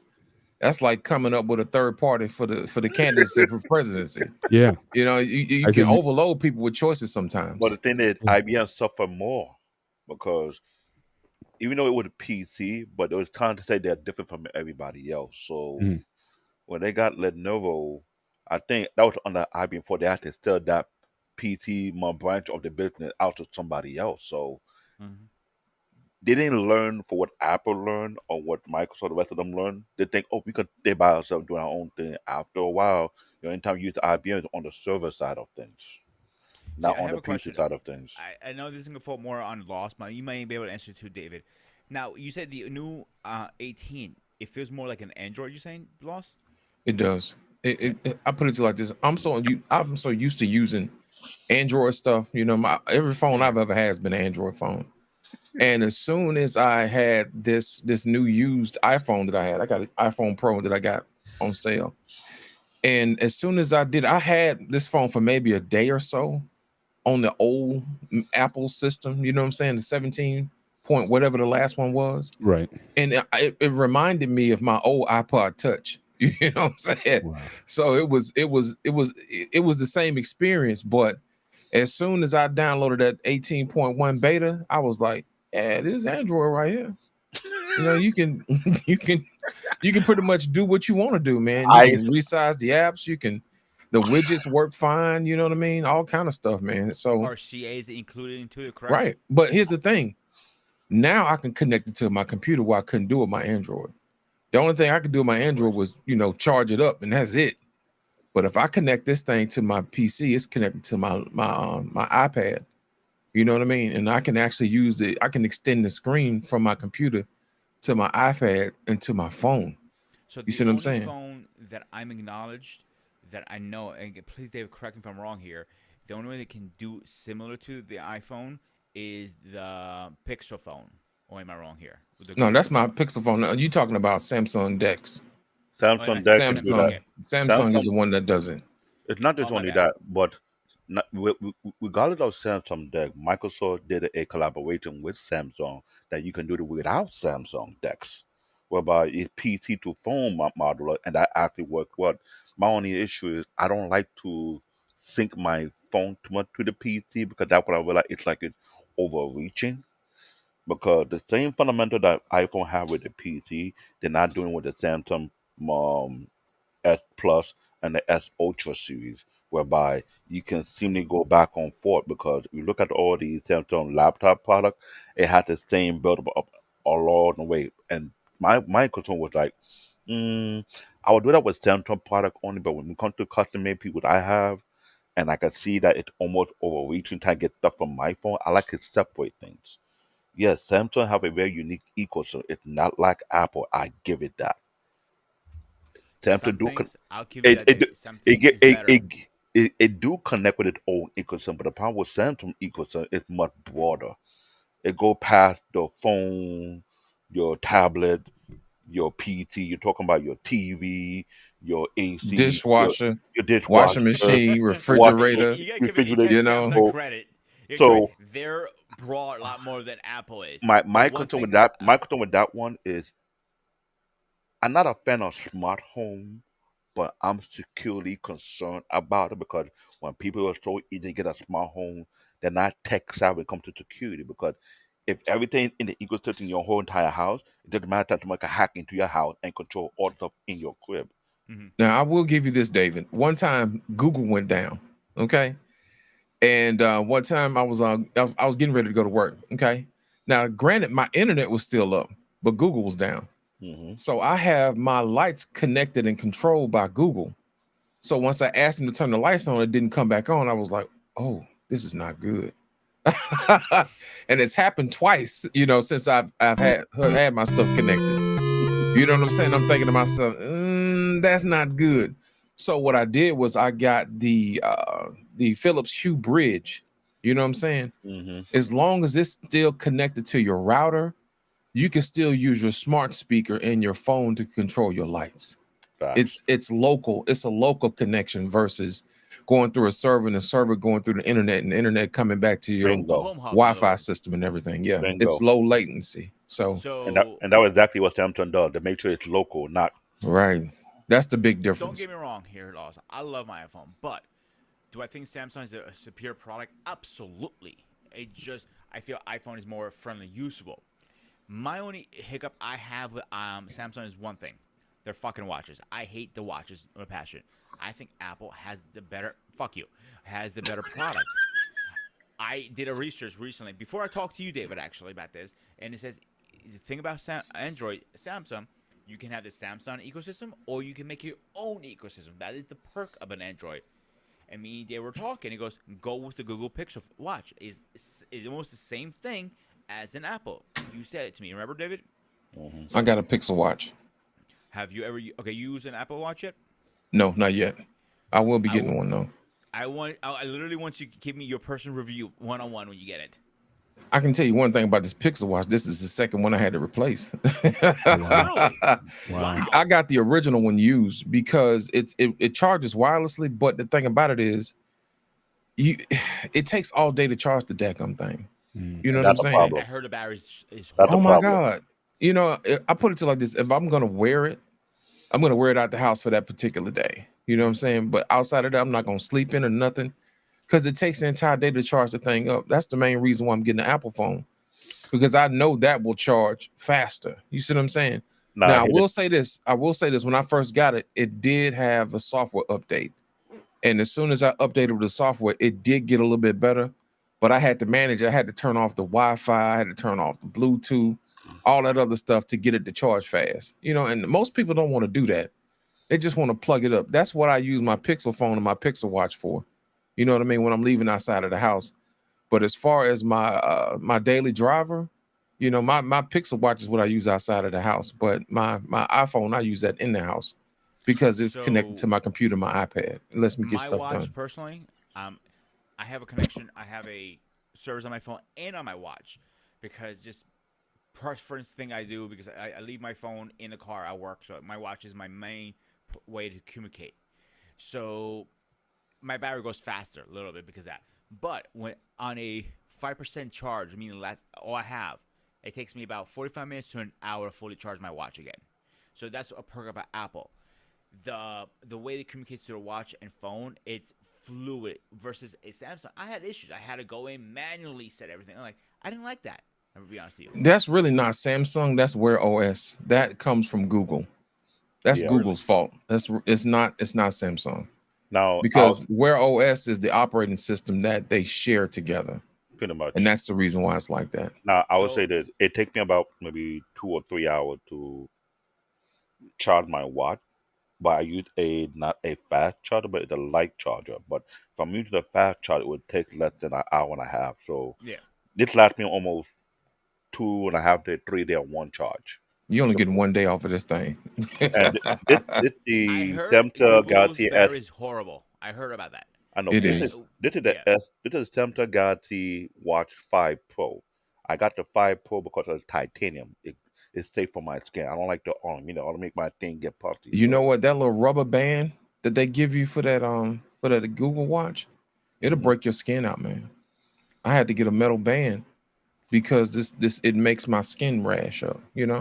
See, I didn't have a problem with that with the Apple or the Samsung when I had it. I just sweat. It just bothers me. It didn't break out or anything like that. I switched to sports band. And it's Mhm. more a cloth prep, and I love that one. But David, you said to me before you think the Google is better. I want you to see your opinion versus losses. Why do you say that? I For think somebody, Google. We not take Google may be better to me because it's less bloatware. Here's the problem. Everyone understand Android who have used Android. And different flavor of Android out there, there's so much bloatware added on to it. It has recently Santa got to realize people were complaining too much of the bloatware. They had to put less bloatware. That was one of the number one issue with Samsung. Other competition like Acer have their own unique bloatware on it. I never tested their product, which I would love to test it, see how it is. But Google Pixel product is plain, pure plain Jane. Whatever one to add on to it is your choice. That's why I say to me Google is better because when you get a phone, look at the capacity, right? I know lots know this very, very well. You have 256 gigs of space, but all the bloatware take more than half. And you're limited with a certain amount, let you put the SD card. That was the issue with Samsung had. And Samsung realized that's totally unfair. So they got to move a lot of their bloatware out and allow you add what you want to add. So now you have 256, 512, 1 terabyte. It barely take much space at all. hmm.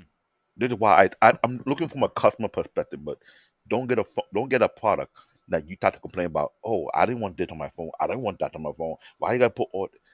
They're one of the number So one headaches I hear here's a customers good complain follow up about. question now with this. This is more for a loss question. You had both. Which one do you think is the superior product now, Apple or Android? I'm putting it like this. My Pixel phone is a Pixel 6 Pro. It kicks this iPhone's ass all day long and twice on Sunday. I only have to charge my Pixel phone like once, and it lasts all day long. But this Apple phone, I have to charge it at least twice a day, man. Really? Yeah, I man. used Because to have an for older some reason, the iPhone. capacity of the iPhone is smaller than this Google phone.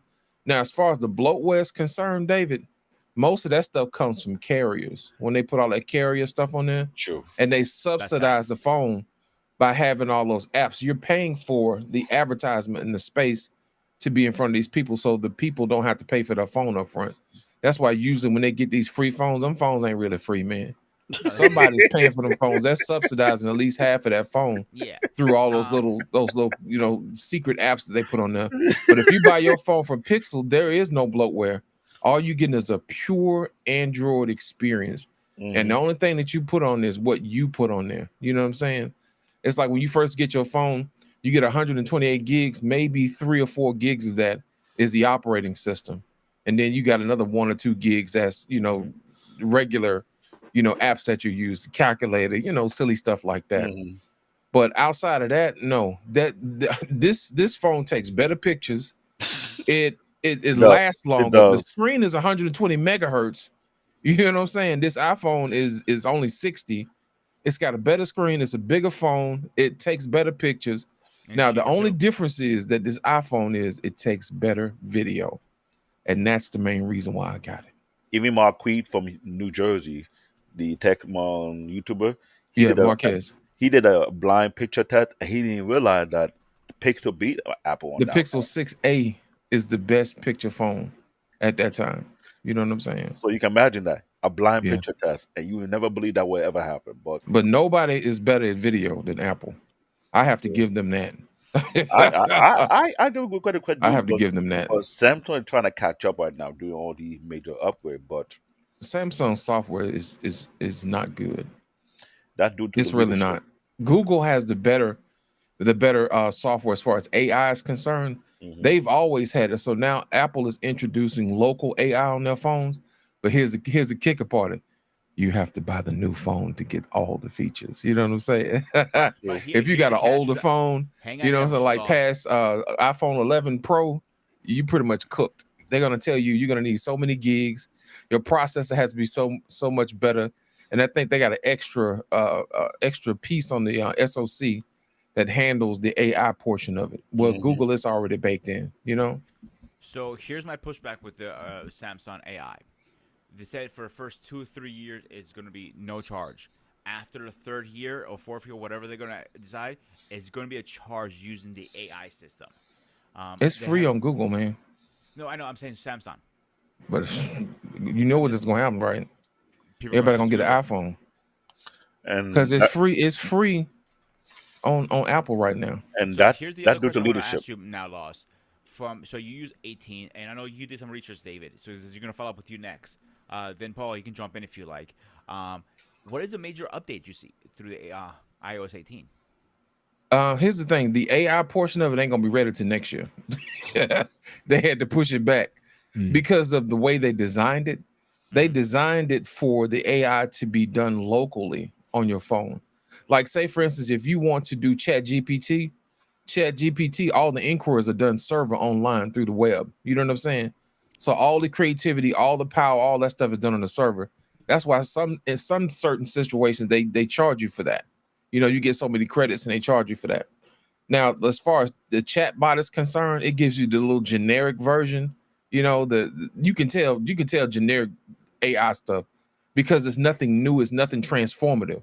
It's a bunch of words that they put together. The computer thinks that sounds good together. But once you read it out loud, it don't make sense. You know what I'm saying? Mm-hmm. So it's kind of like the Milli Vanilli of word processing. You know what I'm saying? It sounds good, but it ain't good once you start reading it. You know what I mean? But here's the thing: the reason why Apple did it is because they needed security. Now, what they do is they have a feature on there that says, "Hey, what you're asking us or need to do requires us to reach out to the internet. Is it okay if I do that?" That is the feature that's separating Apple from everybody else. Is that one particular feature? They want all the AI working to happen on the phone locally in private versus how Google does everything on the web in public. So that's the only difference. And that's the innovative portion of Apple intelligence, so to speak. That is true. David, you're up. Now, let me put that I did my little research on the iOS and their update, and I was seeing a bunch of memes where people were making fun of those being meme whereby it looked like Android, which I find it very funny. But when it comes to Samsung AI, I'm not too much of a fan of it because they're trying to push Bixby. To me, Bixby is very, very annoying. They You finna mean kill that Pixar thing, has? man. They finna get That ready. They're finna get rid of Bixby. That was a waste of time. They're and gonna say, that hey, if you don't want to use Bixby, hey, here's Google. and You here's the know, thing it's though, actually a funny thing. A lot of YouTubers back in when Bixby first came out showed you how to, the button you hit Bixby, how to remove it or to put Google in it instead. I always switched out to Google when I had it one. hmm And you know what else? Amazon is about to get rid of Alexa. They sick of them. Because here's the thing: believe it or not, Alexa gives better queries than Google does right now. You know what I'm saying? But the thing about it is, Google does better local control over your home ecosystem than Amazon does. Does. You know what I'm saying? If I ask Amazon to turn on my ceiling fan lights, it's gonna ask me which one, ceiling fan one, ceiling fan two, or ceiling fan three. You know what's funny? But You if said I that because ask Google to do it, it's gonna turn all three of them off at the same time. I do have some issues with my Amazon Alexa sometimes. So I didn't know that. I thought Amazon owned Alexa. Or am I wrong here? They do. That's But their you just stuff. said that they're gonna get rid of them soon. No. What they're gonna do is they're gonna start charging people for it. They're We've gonna been seeing that they're for a gonna while now. redo it, and they're gonna charge you $5 a month to have the enhanced version of Alexa. Mm-hmm. And I was more to Google and fuck that shit. Now here's the thing. Here's the thing: if you got Google, you don't need Alexa to be all that smart. All Alexa does is sells you more stuff on Amazon. It was like, hey, you bought potato chips last week. How many stars did you give it? It helps the other people who are thinking about buying potato chips. What stars would you rate it 1 through 5? You know what I'm saying? Stuff like that, man. It's like you got your own personal salesperson in your house. David, I don't need you to have a heart attack on. It's time to please. reorder I'm juice. sorry. It's funny because To be I hear honest, that. Lost. I hear that complaint. I hear that complaint Hang so on a much. second, David, Lost. In my house, I have cameras all over the house because my Yeah. mother mostly. Yeah. They're Google. My doorbell is Google. Right. The only thing that's not Google is my speakers or Alexa because Right. before I got the cameras, Oh, that was Alexa working make really great well. speakers, man. I'm sorry. Alexa makes the best speakers, man. Oh my God. They sound Right. so good, especially the new ones, the Echo 4s and the Echo 5s. Those things sound so good. And it's yeah. it's a deep, rich sound to them. I The think older because ones they're are smart trash, though. speakers, It's more preference. A smart speaker, I think, is more preference end of the day than anything. Nah, You don't think so? it's night and day, bro. One Amazon got the better speaker, bro. They do. But No, one no, of no, these no, days, I'm talking about somebody. sound. I'm talking about assistance wise. Assistance, the Echo Show, if you're gonna get one, is the one to get. You know what I mean? Mhm. Because you can look at recipes and stuff like that, and you can watch YouTube videos in a pinch if you wanted to. You know I what I go for mean? the That type of kitchen. thing. That particular device is for specific situations, like a night light or something like that. Mhm. Or if you want to have it in the kitchen, you can use that to watch Mhm. videos while you cook and stuff like that. That's what that's Mhm. for. Mhm. But as far as pure sound and entertainment for your living room for the money, if you can get them on Prime Day, the speaker is the way to go. The Echo is the way to Coming around go. the corner now too. Yeah. And you get two of them in stereo pair, ain't nothing better than that, man. Yeah. Here's my thing. Nothing. When you're comparing Google AI to Alexa AI to Samsung Bixby and to Apple Series, I find it is that there's always a pro and con to everything. Yes, Google is best for local. Siri is best for within the Apple product. Alexa is best with. I hate to say this, but this is more annoying, and Lost know this very well. Whenever you buy any device through Amazon, either be TV, whatever, it comes with Alexa. And me, And it's already in your account. And you don't have bingo, to set it up. All you have to do is plug it up and it connects to your Wi-Fi and it knows where it goes. pretty much. It knows where it goes. And my thing is, to me, I'm not too much a fan. Like I said once again, I'm not a fan of a smart home because of security purpose.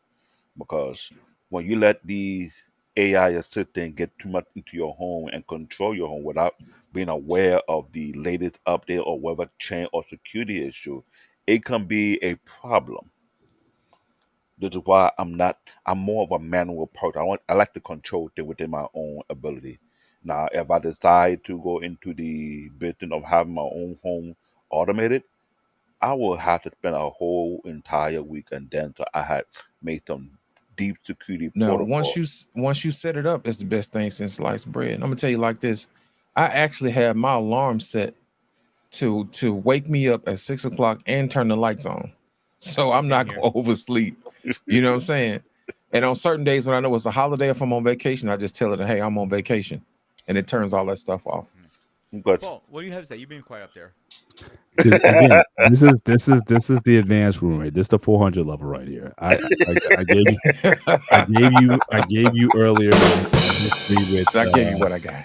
with Apple or whatnot. I've been out the game for a while, so this is I'm just an observer. But You don't even and have for an real, Alexa in your house? I think my daughter may have had Alexa in her room for something or whatever, but we don't really use a lot of those features. I got a Google Nest for the for the temperature. Hmm. One thing, Right. it saved me 20% across the board, like for the years. So that was like Right. the best investment I had, was just getting the Google thermometer Right. in the house. I haven't adopted the other features yet, and I also have the Google Wi-Fi also set up throughout the house as well. I Nest. have four Yeah. nodes set up as well. So I appreciate I certainly appreciate the Google. Certainly for the home. I didn't go all crazy because they had the Google Fan and they had the Google whatever. For me, I get to a point. Yeah, it's too much. Now, what do you now? Just because I'm seeing like a lot of conspiracy theories, and what I don't know how true it is and whatnot. Maybe you guys may have more. They talk about the phone always listening to you, even if it's off. It can still pick up what you're saying or what your conversations are or whatnot. So once that talk got on, I kind of I kind of backed out of a lot of those conversations because I didn't know what was That's factual. no different from the Ring doorbell, because they have shown different video how people were able to hack into the Ring or hack Mhm. into people's stuff and communicate or watch or spy on people. This is why I said, unless you're not tech savvy when it comes to security, making sure everything is encrypted within your home, no one can breach in. I'm Right, not too much offended because people don't take courses of right. doing a two-step security process. Maybe you guys can help me out then. And in fact, I'm going to go after this. I appreciate the conversation you guys are having. So I'm again, I'm in the IT field, but I'm more an analyst, more so than a tech hardware type of guy. So what would you guys recommend? Okay, baseline. So for a person like me or anyone, okay, you got a home or whatnot, you have an iPhone, you have some Google product in the home. When you're talking about ways you can better secure your home, or just baseline things that you should have.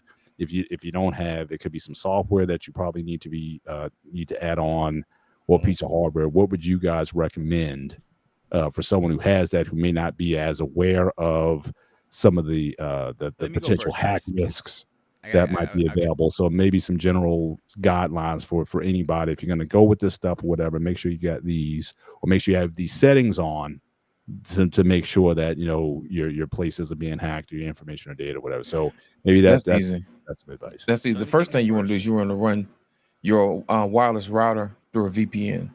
You know what I'm Okay. saying? Run everything through a VPN. Whether you whether you can, the reason why I tell you to run everything through a VPN is because your base connection starts in your home. You know what I'm saying? Through your router. Your router does not need to be wireless. If it's one of them all-in-one combos, that's okay. But normally I usually get two pieces of equipment because I can configure my wireless router differently than I can the wired Mhm. router. You see what I'm saying? Right. So what you do is you run everything through your VPN. So when anybody comes to your house, they're connected to your router. Everything is already encrypted. So that at the base level, if everything's already encrypted, anything you add after that will be encrypted as well.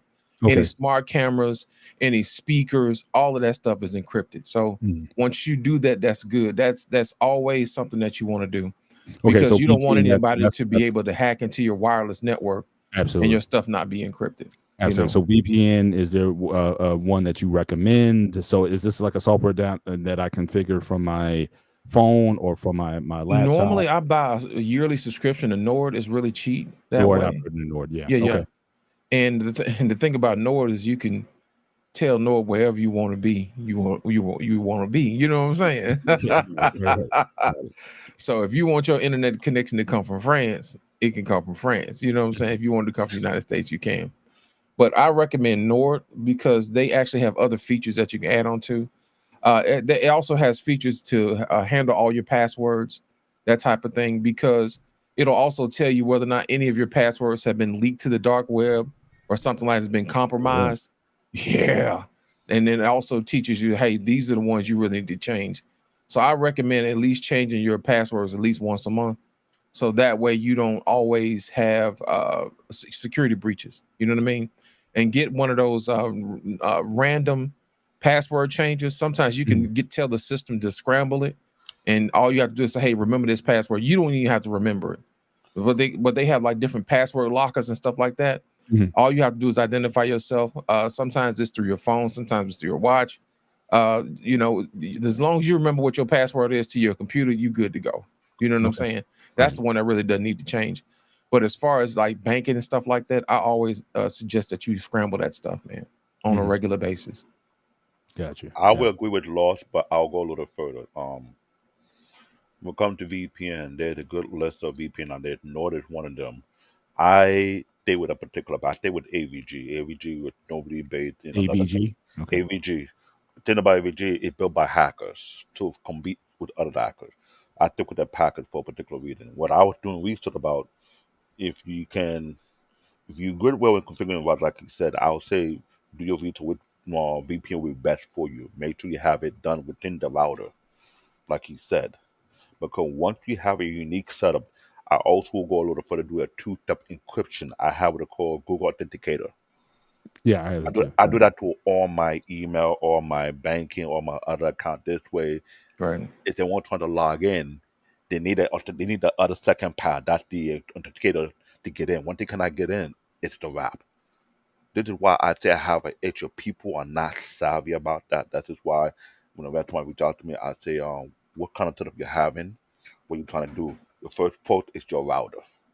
Because if you don't do a ring or any type of wireless doorbell thing, if it's not properly equipped, like he said, they can hack in. Hmm. And I've been on the news for the past couple of years.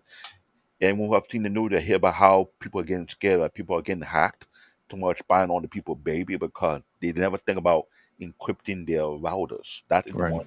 That's the first step of security in your own household. Right. Once you get that done, that is fine. There's some routers out there very next level and give you better security. You can think about it, but you have to pick the right one for your household that fit the need that you have. That's what I'm going Okay. to say. Because I'm not going to make sure that any part because your home could be different from another person's home. Your home could be different It from also your comes down to your devices too. I'll give you an example.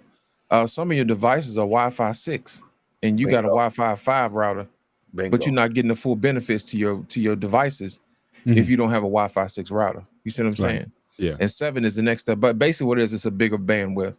Right. So once you do that, you can connect more devices to it. But I always recommend making sure that whatever your devices have, radios on your devices, you match that with your router. You know what I'm Gotcha. saying? Gotcha. It'll basically future proof you from adding anything else to your system bingo. that's going to be a drain on it. So, Understood. Bo, I'm gonna add a little more to this. All right. So I have all Google products in my house. I have cameras, doorbells. Only thing I don't have is the door. So get a VIP, like he said. Get all the security. Says now go to the gun shop. Get an AR-15. Make sure you get a good bullets, a good scope, a good Scott. If somebody shows up, blow their fucking balls off. Not in the head. I want you to blow the goddamn balls off. Simple. So, Okay. on another note with that, so with Google, Google is one of the less companies to get hacked on with cameras than Ring. Ring and what's the other? Blink. Those because both are owned by Amazon. I don't know what's with those Amazon companies getting hacked so much with cameras, but I seen videos right and left. Google would have to get off. Ring hacked, and guy is literally cooking. He goes, I'm gonna tell hello. you what a vulnerability is. It's this setting in their speakers, smart speakers that have the neighborhood already turned on. You know, that's where other people can connect to your Wi-Fi so they can locate their lost keys and stuff like that. If you That's guys why I remember tell people Hashim, who used to come up to here, turn that feature off. You know what I'm saying? my buddy Hashim, who used to be one of our members, shout out to him if he's watching. But he had Ring, and I go, why, dude? You paying all this? Google is free technically if you don't want to use. You have to 36 hours free recording. If you want to record more than that, then you pay $5 a month. But because I have so much, $5 is nothing. All these cameras I have in the house, Right. so it's worth it to me. Five Right. bucks, shit. You know what I'm saying? I'll make it better. I hate to say this. Don't tell me you're gonna Put use an AK-47. I'm no, gonna smack no. you. I would say have a nerd on speed dial. How about that? What do I have you for? Now I will give you a low key hack. You know what I'm saying for Mhm. those who who don't want to spend the money for a security system, but also want a way to be able to watch the house, get you some Echo shows and put them strategically in your house.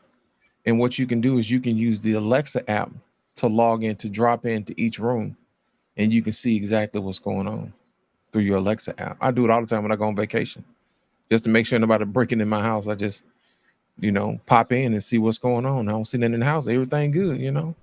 Right. You know, it's funny. I used to spook out one of my exes. I used to drop in all the time when I'm working, and I used to like whistle and stuff. And she's looking around like, the fuck is going on here? It's just something like I used to fuck with her. But Yeah. I have a funny story about iPhone before I forget. So I told the story before. So my mom was arguing with a phone company about her putting minutes in for call agrees, yada yada. Okay. She goes to me, just give me a fucking phone already. I'm tired of arguing with them. All right, I'll get you an iPhone. I go, I'll get you a flip phone. She goes, I don't look like a fucking dinosaur. I go to her, and you guys met my mom online already, so you know how she is. Oh yes. She goes, I'm not a fucking dinosaur. I want an iPhone. I'm like, what? I'm like, okay, mom, I'll get you a 12. What the fuck you look like? I'm modern. So I want an iPhone 15 Pro Max. I'm like, what the fuck you know about Pro Max shit? I go, TV. And we're like, oh Christ. You need that titanium, brother. You know what I'm saying? Yeah, okay. I'm gonna She get need you an USB iPhone. C. Wait. She goes, I want white. White is the nice version. I ain't gonna lie. I ain't gonna hold you. That is a better phone. My phone is black. I like it black. I go, why white? He goes, my best friend has it in white, so I want to match her. So Yeah. I get the phone. I set it up for her. I did everything. I even put it on grandma mode. She goes, what the fuck is this? It looks different. She slaps me over the head. I'm like, the fuck? Ping pong machine? She goes, She wants you to take the training wheels off her phone, man. So I took it off. 3 days later, I walk home from home. Alex jumping up and down. He wants to get petted. Next time I go, whunk, going in the head. I'm like, the fuck you throwing the phone at me for? She goes, this fucking thing won't work. Why, Ma? I'm down. I looked at her. She fucking dialed everybody. She literally FaceTime me as she's taking a dump. I'm like, the fuck is going on here? So I hanged up. I know it was an accident or whatever. She goes, I can't use it. I want my own phone back. I'm like, so I spent $1,500 for no fucking reason. She goes, yes. Restock There it is. There cheaper it than is. 50. That's the Right. power of Apple advertisement. Right. Well, guys, Fuck you, David. one last question I had before I jump off. Now, you guys mentioned VPN earlier. Now, I know on my phone, I know there's a VPN setting. Yeah. That's Apple's own VPN that I guess you use when you travel. Yes. But if I do get the Nord VPN for my routers in my home, that I don't necessarily have to have that on at home. But it's wise when you're traveling to turn that on. Yes. You understand it? Great. Yes. Okay. Nor you can actually connect it to your. It's a subscription that you connect to your phone, so Mhm. you don't have to buy something separate. It comes with it. Right, but I'm saying, but the VPN that Apple has or that setting, like, what Yeah. is that? That's their own. After a year, you had to pay for that. Anything with Okay. Apple, nothing's free with Apple. Hey, There's ain't nothing always free something with Apple, different. man. Oh, Just like that. Most of What's it? my The apps- SOS feature on your Apple Watch. Yeah. That's free for like 2 years, and after that, you got to pay. Yeah. Crash One thing detection, you with got to pay. Yeah. with my Apple phone, my Apple iPhone, half the shit I use is Google stuff. I just got it because it's more, that's what I was using at the time. You know what I'm saying? Right. And like the only feature I would say I use that is directly from Apple, and I use on a rare occasion is FaceTime. Yeah. Because most people have the phone feature. Unfortunately, I cannot FaceTime and say David, who has a Samsung, and me because they don't talk to each other like that. Even with RCA now, that's never going to change. I think. Right. I will tell you this though. That's funny you should mention that, because when I set up my new iPhone, Mhm. all my apps on it from Google. And that's what made the transition so easy. Right. I browse with Chrome, and all my passwords and everything hooked up to Chrome. It's just Yeah, it I is use what Chrome. it Yeah, I is. use Chrome browser also. Yeah. I use Chrome Yeah. for everything too.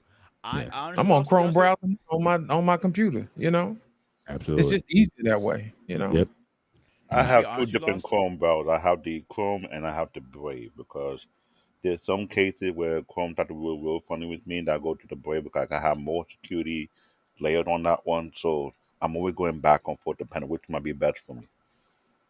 On my main Absolutely. PC, it's a switch between Chrome and Brave. If not, Absolutely. I go straight to Opera. 'Cause I got a Right. bunch of browsers. Oh man. I don't Now, play well. now here's the thing, Paul. Before you go, the Mhm. reason why the transition for me switching from PC to Apple was so easy was because for about 6 years I was using Linux, Ubuntu. I was just about to ask that question too. It's like what Yeah, now I know Android from what I understand uses the Linux kernel and all that yeah, type yeah. of Yes. stuff, but I remember Linux was supposed to be like The next thing up, the next thing everyone said, yeah, it was free, it was yeah. compatible with everything, and I I thought remember that, but everyone was just gonna it make the never went more than transition that. off it, but it never took off. Not You in know that what killed it? what's that? Microsoft. Mac. I'm gonna tell you. No, no, no. It was Microsoft. I'm gonna tell you what happened. What they did was they locked the computer down at the BIOS where Mhm. you can't dual boot anymore. Okay. So that's the main reason why people it really didn't gravitate. Now people still used a virtual box Mhm. to run it inside of a Or sandbox, virtual Yeah. but it's machine. still not the same. You know what I Right. mean? It's more Right. Right. powerful, running on the native equipment. But the only reason I was able to make that transition is because I had used Linux for so long on an old PC that wouldn't run Windows no more, Right. Right. and it Right. ran so smooth. It was Yeah. beautiful. The icons, you know how sometimes in the upper right hand corner you have the X and the block and the minus. Right. Right. Well, it's the exact opposite on Linux, but it's in the same place as Apple. So I was like, this is just like Linux. You know what I Mhm. mean? Right. That's the only thing that saved me, man. Right. And Right. everything was just like Linux, and that's the only thing that made me comfortable enough to switch. Wow. Wow. Yeah. David, were you a Linux guy? It seemed like Yeah, you would I was a back in big the Linux guy, man, for a I long was, time. I was trying to get into Linux, but I never got the time to do so because everybody can get a laptop that no one knew you did and just put Linux there and just mess with it. I have to do that when I get a chance to. So Yeah. by the time I move out of this area in New York, I'm planning to get one laptop, put Linux on that particular laptop, and just mess around with it because Paul, once let you me learn tell you what I Linux, used to do. I used to go to the pawn shop and get Mhm. old laptops Smart. and run Linux on it, Yeah. and Yeah. it was a I beautiful mean, at the system. very least, I know people they would just have multiple operators. They would have a Right, Windows, but then they would have a Linux shell, and they would just run Linux on their PCs or vice versa. Because I think right, through Linux you could have a window. You can still have the operators. You just have a separate partition on your right, on your computer, and you just ran it there if you needed it. But I know right. guys would switch back and forth, and Linux just made it so easy to do back then. But yeah, and the thing but I is, didn't know right, about that Microsoft story though. but the thing is, Microsoft Windows 10 have Linux within the background. Unless you are Linux savvy, you can pull it out more often than usual. hmm, That's what I noticed as well. So I checked something last week right now. Windows 11 is not doing too well. People are going back to Windows 10 already, so they might have to put out Windows 12 soon.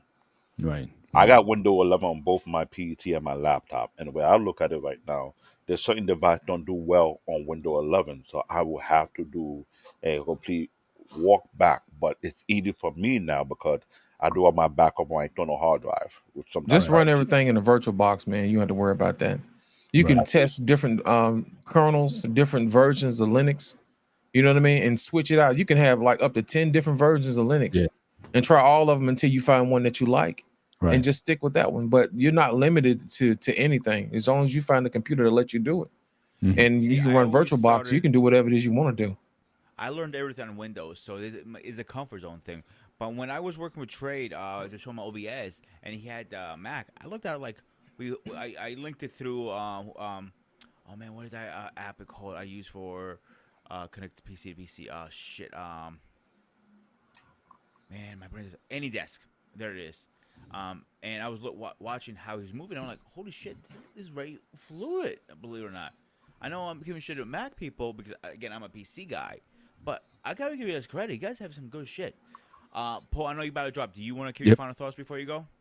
Nah, just yeah, I think what you guys offered tonight, I think was actually good information. And again, I don't mind playing the somewhat everyman, so to speak. And like I said, I may have a little bit more than the person, but certainly not to the level you guys are. So I think it's good that you guys have been sharing this content, and I can certainly in the future ask different questions. Or you guys might want to have a show where people can call in, because I think what you guys have shared tonight already with the VPN and whatnot, I don't think 90% of the people out there are getting down like that on their on what they have. They have Google product, they have Apple, they got a whole bunch of stuff, whatever, but it's not integrated. It's not, as secure as it needs to be. So certainly, I appreciate you guys sharing that content. I'm definitely going to look into the different VPNs and get on that sooner rather than later. But no, as always, good show tonight, and just plug for tomorrow. I think Grooming, I think tomorrow night is a call-in show, I believe. Yes. Okay, so again, certainly tomorrow night on the gray area is going to be a live call-in. So again, anybody can come on up with us. If you got smoke for us, come up and bring it. But we've been talking about life and death and parenting and whatnot, and guys crying on air and all. So we've been all over the place. Thanks for And then reminding the me. next week last week we talked about toys. So Yeah. we talk tomorrow's about show, anything and everything. Yeah. For a little freshen up, and we're gonna continue what we're talking about. It's a colon slash my factory grading fiction fake. We're gonna compare that stuff. So Yes. Okay. Yeah. I'm getting smoked tomorrow for we're gonna sure. separate. Yeah. Though you got me now. I probably need to get a refresh. I probably need to try to watch it between now and the show. Yeah, Just brush up. it's been a minute. It's been a minute since I watched it. Yeah. But it was a pretty funny movie though. Before you go, I am gonna post in 2 or 3 weeks a Mac versus PC. I'm gonna have a same group of guys. If that's cool with you guys. Oh Lord. And don't leave out. Hey, you left out one last step, man. Cloud computing, man. Well, you just got a client at home, and that's it. And all your computers, heavy work is done off site. Wow. That's still a And that's something we possibility can go over too. about that. That's That Yeah. too. right. So, Paul, thank you again. Yes, And sir. I'll see you tomorrow night, Mr. President. All right, guys. Yeah. All right, great Mr. night. Bennett. Later, brother. Yep. So, as we we're saying, intelligent is not much difference. Like you said, lost is like you saying what October when it launches is not gonna be ready. You're thinking? No, it's not. Mhm.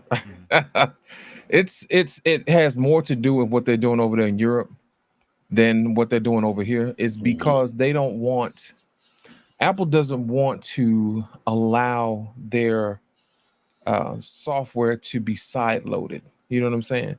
They I heard have to do it against in that the so much. EU, but they really don't want to do that here. And I think that's the main issue. And once they get that solved, I think they'll be able to introduce the full AI features. It's not going to be ready quite just yet, but they're going to roll out some of the features, but not just everything. They're just giving us little bits and pieces to keep us interested over time over the next year or so. And until iOS 19 come out, and then you really gonna see some stuff. See, I wasn't really gonna bring this topic up, but I'm going to it anyway because you're so into it, Lost, and I want your opinion on it. This whole lawsuit that United States justice system is doing to Apple, do you think it's justice or is it more bogus? Is like it's trying to help Android more out. I think it's bogus, and I'm gonna tell you why. It's America trying to get in on the cash grab like Europe did. You know what I'm saying? Mhm. They were telling Apple that everybody wants to cut down on e-waste. Everybody should be using the same connector and the same charger and all this other stuff.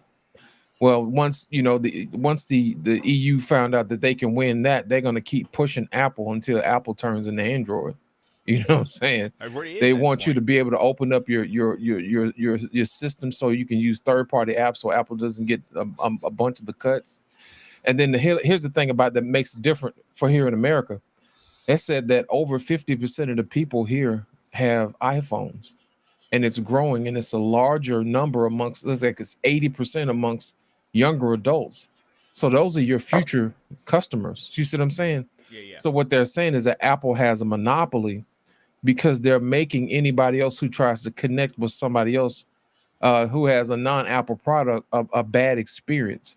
So what Apple did was they tried to head that off at the pass, so they don't have to pay up. So that's the reason why they introduced RCS, rich communication. You know what I'm saying? So that Mhm. your videos are not compressed, or people with green bubbles and blue bubbles would know if the other person had green bubbles or blue bubbles, and you get read receipts and whether or not somebody read your message or not.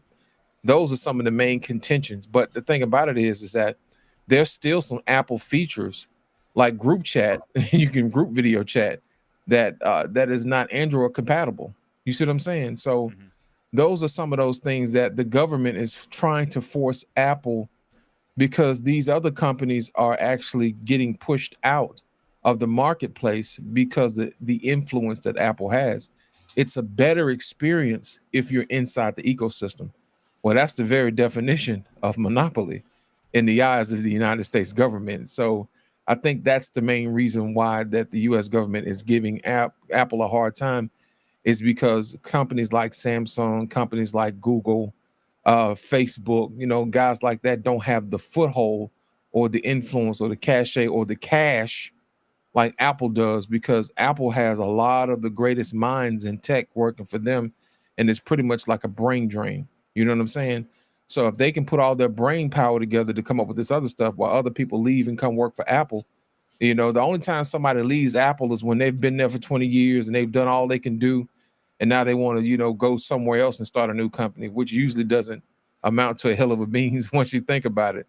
But at the end of the day, I think it comes down to more like more people are trying to pressure their local congressman and to slide them a little cash and say, "Hey, man, put a little pressure on Apple to cut us a break or cut us some slack, man." You know what I mean? We want to get a piece of this thing too, because it makes it harder for smaller companies to get a foothold in the market if you I got be- one big gorilla in the living room wrecking shop. I believe it also had to do with the third party developer doing all these different type of app because Apple do have a reputation of buying out some of these small companies so they can monopolize the market, which is considered to be bad business in some kind of way. Because if I want to start something, if I have a innovative way, and Apple have a unique way of trying to pressure people to sell their patent to them, and that would be The biggest patent troll is Microsoft. You know that, don't you? they were under the anti Microsoft got rich off of suing people for pretty having much patents. You know what I'm they saying? did, and they So was on now the that Apple has the upper hand, now everybody wants to scream foul. But but the that's thing the is, reason what made Apple so good, is because they couldn't do what everybody else did because Microsoft had the patent. So it made Apple be more innovative to come up with their own stuff. And it just so happens that their own stuff is better than what these people had a patent on.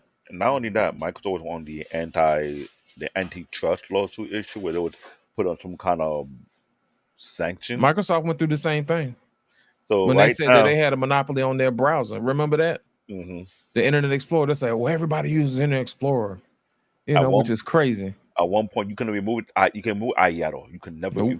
if you try to I remove remember it, that. it destroy your whole OS.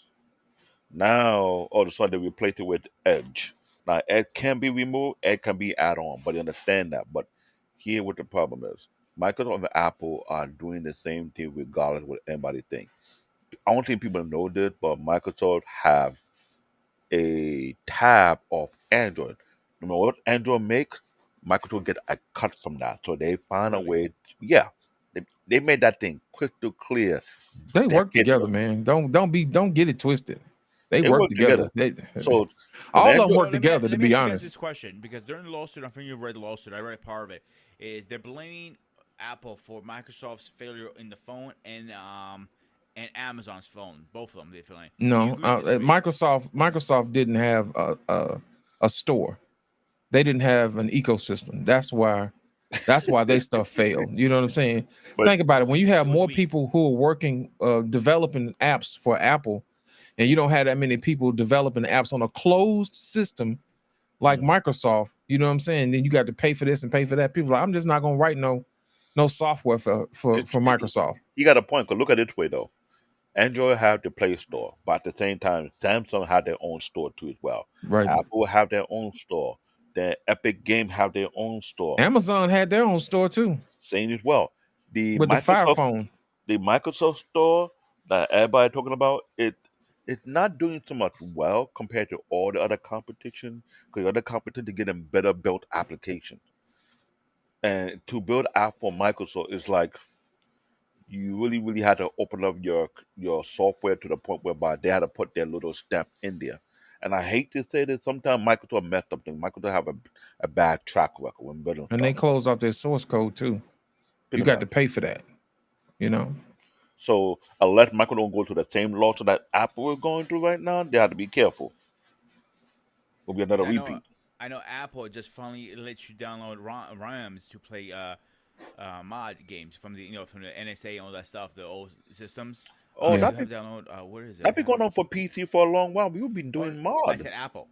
I know Yeah, they've Apple been jailbreaking iPhones since the beginning of iPhones, man. Yeah, pretty you have much. to download Delta. It was one of their only app that it allowed to be able to play the old Super Nintendo and all those games.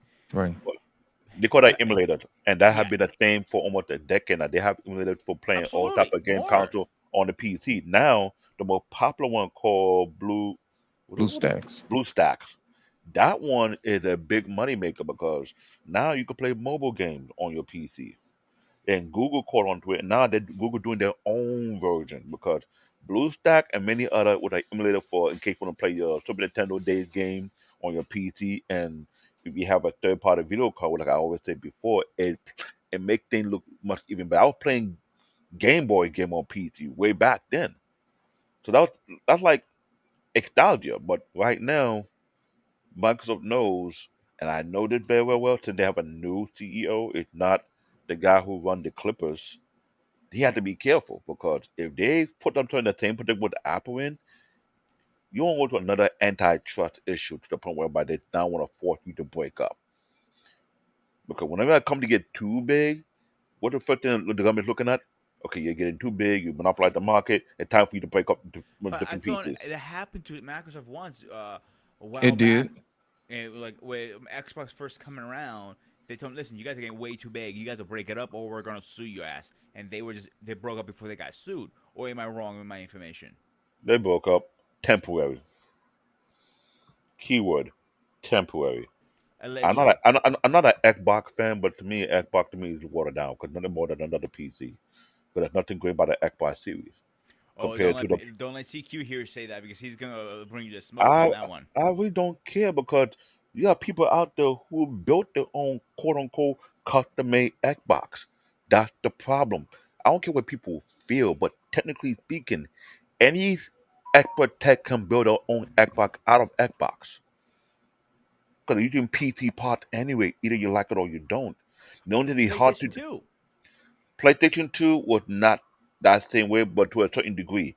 PS2, Here's PS3, PS4 using different technology, which is maybe more complicated. You got to use some of their hardware to build a custom made PS. okay. I'm a PlayStation guy. I want to get that out of the water. I have Mm, PlayStation on this side of the room, all over it. mhm, So I'm a PlayStation guy. But one thing I will give a PlayStation an upper hand, and I think you're gonna agree with this right now, is they have better exclusives, better one-on-one single player game versus mhm. Xbox is more a multiplayer online gaming. Excuse me. Like my buddy CQ, he likes the controller feels a little better in his hands because he has injuries from the military. Cool. King just likes it better because that's what his preference is. My preference is PlayStation. Well, the best thing they did is cross-platform. Finally, people have been asking for years and years and They've years, been pushing out for a decade. They've been pushing out. The only problem is, more than a it, decade, bro. like I said, the problem is who will get a cut. That has been the number one issue. Who will get a cut? Because now it went more than the core platform. They're doing multi-platform. You're doing from game console to PC to mobile device based on certain game. The only issue, like I said, based on developer. If Microsoft open up the portal for that and Play to open up the portal, looking at how much money or what a percentage cut will they get if their game get too over popular. Look at Call of Duty. Call of Okay, Duty is okay. Let me hit that very hard. No, the reason they're also not running to cross-platform it is Xbox and PC were on equal grounds, but a guy who played on PC was faster shooting, running, and everything because of the controller. How can you make it even? That's why a lot of companies are like, whoa, whoa, whoa. It wasn't only money. How can we make this fair for the players? Because the PC guy is always going to have the edge. So they found a way to kind of balance that out. That's because you got more power on a PC than you will Of a course, console. absolutely. I'm not that going to is argue very that one bit. understandable. That has been the thing that is very true because that's the number one argument for PlayStation. They trying to either go with Nvidia or AMD to get a different type of video processor so they can compete with that. Issue is like I said before, when you're building a custom made PC, there's so much you can do to a PC to make it super fast to the point whereby no game console can catch up, even if you have an Xbox. This is why they did it whereby whatever Xbox game you have on your Xbox, you can just port it go into your PC because you know you have a better performance on the PC side than that on the Xbox side. But a PlayStation, it's limited to a certain degree. This is why, based on contract and negotiation, it Nvidia want to get on the type of processor that will let them compete with PC. That's the question. AMD right now is having an issue with the market whereby their processor, video processor, is not on the same level with NVIDIA one graphic processor. That's always been the conversation. Which one is better made for the console? Because I'm not gonna lie, I'm a hardware junkie. And if I go with anybody, we would say the same exact thing. Why is Sony is holding back to do the next level? What is the issue? What is it negotiating? What will it cost them? If you think about all these tech companies, everything's all about cost and profit. That's Not the number one disagreeing one bit what you're motivation. saying there. And that is a business. Let's be honest here. The gaming industry is a business that is exploded and it's not slowing down. It's getting bigger and bigger every day. Slow down So for who? I'm sorry. How would a gaming industry slow down for who? Right now, It's not going to slow down. It's getting bigger. I said. you got girls invading our. I hate to say it, Snow gaming was a Wolf, for no example. game was to be a boy club. I'm not gonna lie. Am I wrong, Lost? Gaming industry used to Hmm. be a boy club, but now our boy club have been invaded by girls who are saying, "You know what? We can whoop your ass and take your ego." And And I'm they not gonna, do. and they do, and they do. I'm not Put gonna them lie about cat ears headphones on. You know what I'm saying? Dude, Wearing your have you tail seen out. Snow Wolf? How good a gamer she is? Yeah, man. like I said, sooner or later, I might have to do a reaction video whereby I watch which girl whooped the best Bill player and just have them be roasted. Like, how you lose your credibility? You no longer gonna do it. Retire for gaming. I might have to do that because that is what's going on right now. The gaming industry is a huge global market. That's why you have gaming phone now. Gaming phone are deal with a different type of hardware than the all around smartphone. Samsung, no, they're not gonna do a gaming phone. The why you have Asus phone, you got OnePlus and the other maker are trying to build certain phone for the gaming industry because that's what the money is at. Hmm. So I'll give you a better Apple example. Apple don't want to miss out on that one. So this is why Apple working hard to join in the competition because the amount, let's be honest, Call of Duty perfect example. How much money do people spend on Call of Duty for plugins? Ridiculous amount of money. Ridiculous. I think it's a waste of See, money, to be the honest with you. problem with that is that micro transactions will kill those companies because Apple gets a 30% cut every time they do a transaction. So that's the main reason why they don't want to release game titles to Apple, is because Apple's going to get a huge cut of their profits. And I think that Bingo. part of that lawsuit, they want to stop that. I'm not mistaken. Correct. See, Yeah. that Correct. that's what we gotta look at because that is a huge. Microtransactions, man. And every other don't do that because when you take a huge cut of these developers and they need that money to put back on their investment, making better game or better update to the game, and if Apple taking that much chunk, they're like, nah, dude, the lawsuit with the Epic Store, both Apple and Android, that one was the number one issue. You're short-handed the developer who put in hour upon hour trying to make the game better and better over time. All the best game out there do well when there's enough funding to get people on board to make the game better to the next level. Gran Turismo, one of the best racing game out there. Look how realistic it really is to this day. You cannot tell me there's not a lot of money being invested. You cannot tell me a lot of photography, making sure the racetrack is almost identical to the real thing being done. I'll give you a better example here for a second here. When Call of Duty reached out to Alexa Zandra. I apologize if I'm pronouncing her name wrong. She was a big YouTuber, gamer, gun enthusiast. She like you see the type of gun she shoots, like holy shit, how the hell you get shit in your hands? Military stuff. But they asked her, "We want your face in Call of Duty." That blew shit away because her follower is about 2.3 million. You see where they're going with this now? They're doing Right. that. They're doing that with the game called Raid Shadow Legend. Yeah, Some of the celebrity big namers are having their faith in the game. yeah. WWE wrestling game are doing the same exact thing. They're having WWE has basketball been doing it for players. years, so you can't recount I sports know, games. I know, but Yeah, but Tekken. my point is trying to get with her is the game industry is bringing different kind of people in to blow up. Now with the whole Apple thing, ooh, now we're trying like okay, better example when they were selling Call of Duty, PlayStation goes, oh fuck you, we're gonna get screwed here. So they made sure if this sells good, we need at least 10 years We're gonna be number one. The updates, drops are going on PlayStation first, like they were promised with Xbox. I mean, not Xbox with Activision. So now they got that. They were like, okay, we'll let the deal go through. But after 10 years, what is going to happen? Are they going to pull the rights out of PlayStation? No. I'll tell you why no. How much money they're going to lose? They only had on Xbox. A lot. Yeah, I had this whole debate with CQ and King about it, and they're not going to do it because it's too much money to be left on the table. People And are then, freaking out. The and here's the only thing. thing you need to freak out about if you're going to get the skins and all that shit for free But first. here the problem. PlayStation is double dipping. Let me I'm tell you sorry. why I say PlayStation is double dipping. You know why I say that? We have what are called the American game lineups, right? Same thing with Mm-hmm. Xbox. But at the same token, you have the Japanese lineup of game that doesn't come to the US unless the company decide to allow that to happen. And you have some people buying the third party porter that allow them to purchase game from Japan to play on their PlayStation, which have a much bigger lineup. If you think about money being made, Xbox only have one type of lineup, which is the American based lineup of game. They don't have Japanese lineup. So PlayStation making a huge chunk of money here in the US, huge chunk of money in the UK, and huge chunk of money in Japan and whatever the Asian game market, what kind of game lineup they have. So when you see how much money they're pulling in, it's kind of like unfair if you think about it. So even though all the best games out there are doing multi-platform, the only platform being pushed out of that one was Apple because for one, what was the agreement they made with the developer so they keep that game going on for years? You're wrong. There's two developments. Nintendo was pushed out for years.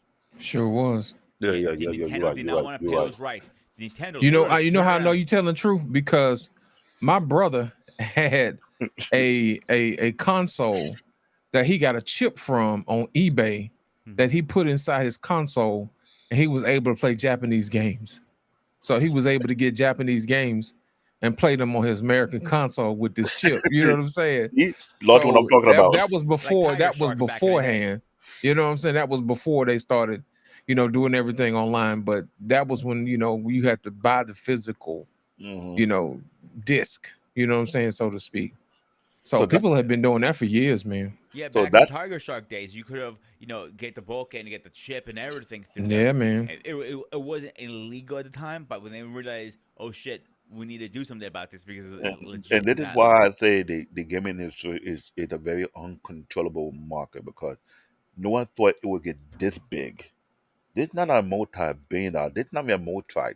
This is a past trillion of dollar being made in the gaming industry, and that's the craziness behind it. Because to be a developer right now for any gaming company, you have to be that one that can cover the loophole they're looking for because it's all about perfection. Now, I have an issue with Fortnite. I don't like Fortnite. I think it's for kids. That's just me. That's my preference. But Fortnite, I don't know how it attracts so much adult to their corniness. It's so all over the board. Xbox, PC, you have it on the Nintendo Switch, yeah, almost anywhere. And I just hate it, but for somehow they figured out a way to market it and get people all age and size get into it and spending money. Because I look at the Fortnite store, I'm like, yo, they are evil ass genius. But the stuff they put they mean being a real gamer, I don't like it. That's not my thing. That's not my cup of tea. Most of all these games is pay to win, man. Pay to play. Hmm. All the best players pay. You know what I'm saying? That's from Clash of Clans to squad. What you call that new one they got? With Squad Wars or whatever. I think Squad Busters. yeah. That's the new one that Supercell just came out with. But I play most I play mobile gaming is caught up to these consoles, man. they did. Oh god, yeah. I play Because with even Shadow Legends. It's Grand on Theft PC. Auto has an online version that is on the phone. Yeah, I know. You Yeah. have That's Fortnite. crazy. You have Seeds of Thieves is online. I'm like the top games I'm looking at now. Pug. Look, imagine that one Pug. Pug can be phoned Tekken. into PC. Tekken's another one too. So it's kind of like you're not stopping the game industry. They're going almost anywhere and everywhere. Now, when it comes to mobile phone, this is where Asus is making their money from BAM gaming phone. Black Shark, that's another company that built gaming phone. because You don't even need a game phone. A regular iPhone 15 Pro Max, but you just get the but hear backbone. I me think it's called. but hear me why I Yeah, say they got the neural chips in there but here why I say the gaming baked phone onto is the better chip. off than regular phone. Because for the simple fact, when you're playing gaming long period of time, what's the number one issue when you play game on a phone? Heat. Bingo. Gaming phone are designed to dissipate heat better than this regular phone. Samsung have the same issue as well as iPhone have the same issue. So what Grumman is saying is that these phones have titanium, which dissipates heat better. You And know what I'm also, saying? I some get it. backbones you get it has a fan built into it, cool down the phone. So you don't need to buy a gaming phone I anymore. You know, can buy. I know that, but based on performance rate, yeah, market test them, other people Now test it. you have to realize that Apple does have a new 3 nanometer chip, which makes it more efficient, so it doesn't get as hot. That's And the cool. only time these phones get hot is when you first get them. It's because you're loading all your software into them. But after about a month or so, once the phone gets used to your wear and tear and how you use it, Hmm. it knows how it knows how to be efficient for your usage. As a matter of fact, on my iPad, it'll tell you entering game mode. On my iPhone, it'll tell you entering game mode. This is probably something that they've just baked into 18 because I haven't seen it before. You know what I'm saying? It wasn't on my iPad before I started gaming on it. It And didn't say entering it's, game it's mode. funny that you said game mode because that was a normal thing on the Asus gaming phone, the Right. Blackjack gaming phone, and the game mode. I fo- Based on what I saw data and based on the testing, it overclocked the processor on the phone. And when they had the third attachment of the fan to keep it cool, the frame rate is ridiculous. I'm like, that is that is not possible to have the frame rate mirror that of a gaming PC, and they were pushing that. That is why some of these gaming phones are making their money back because some of the best mobile game out there.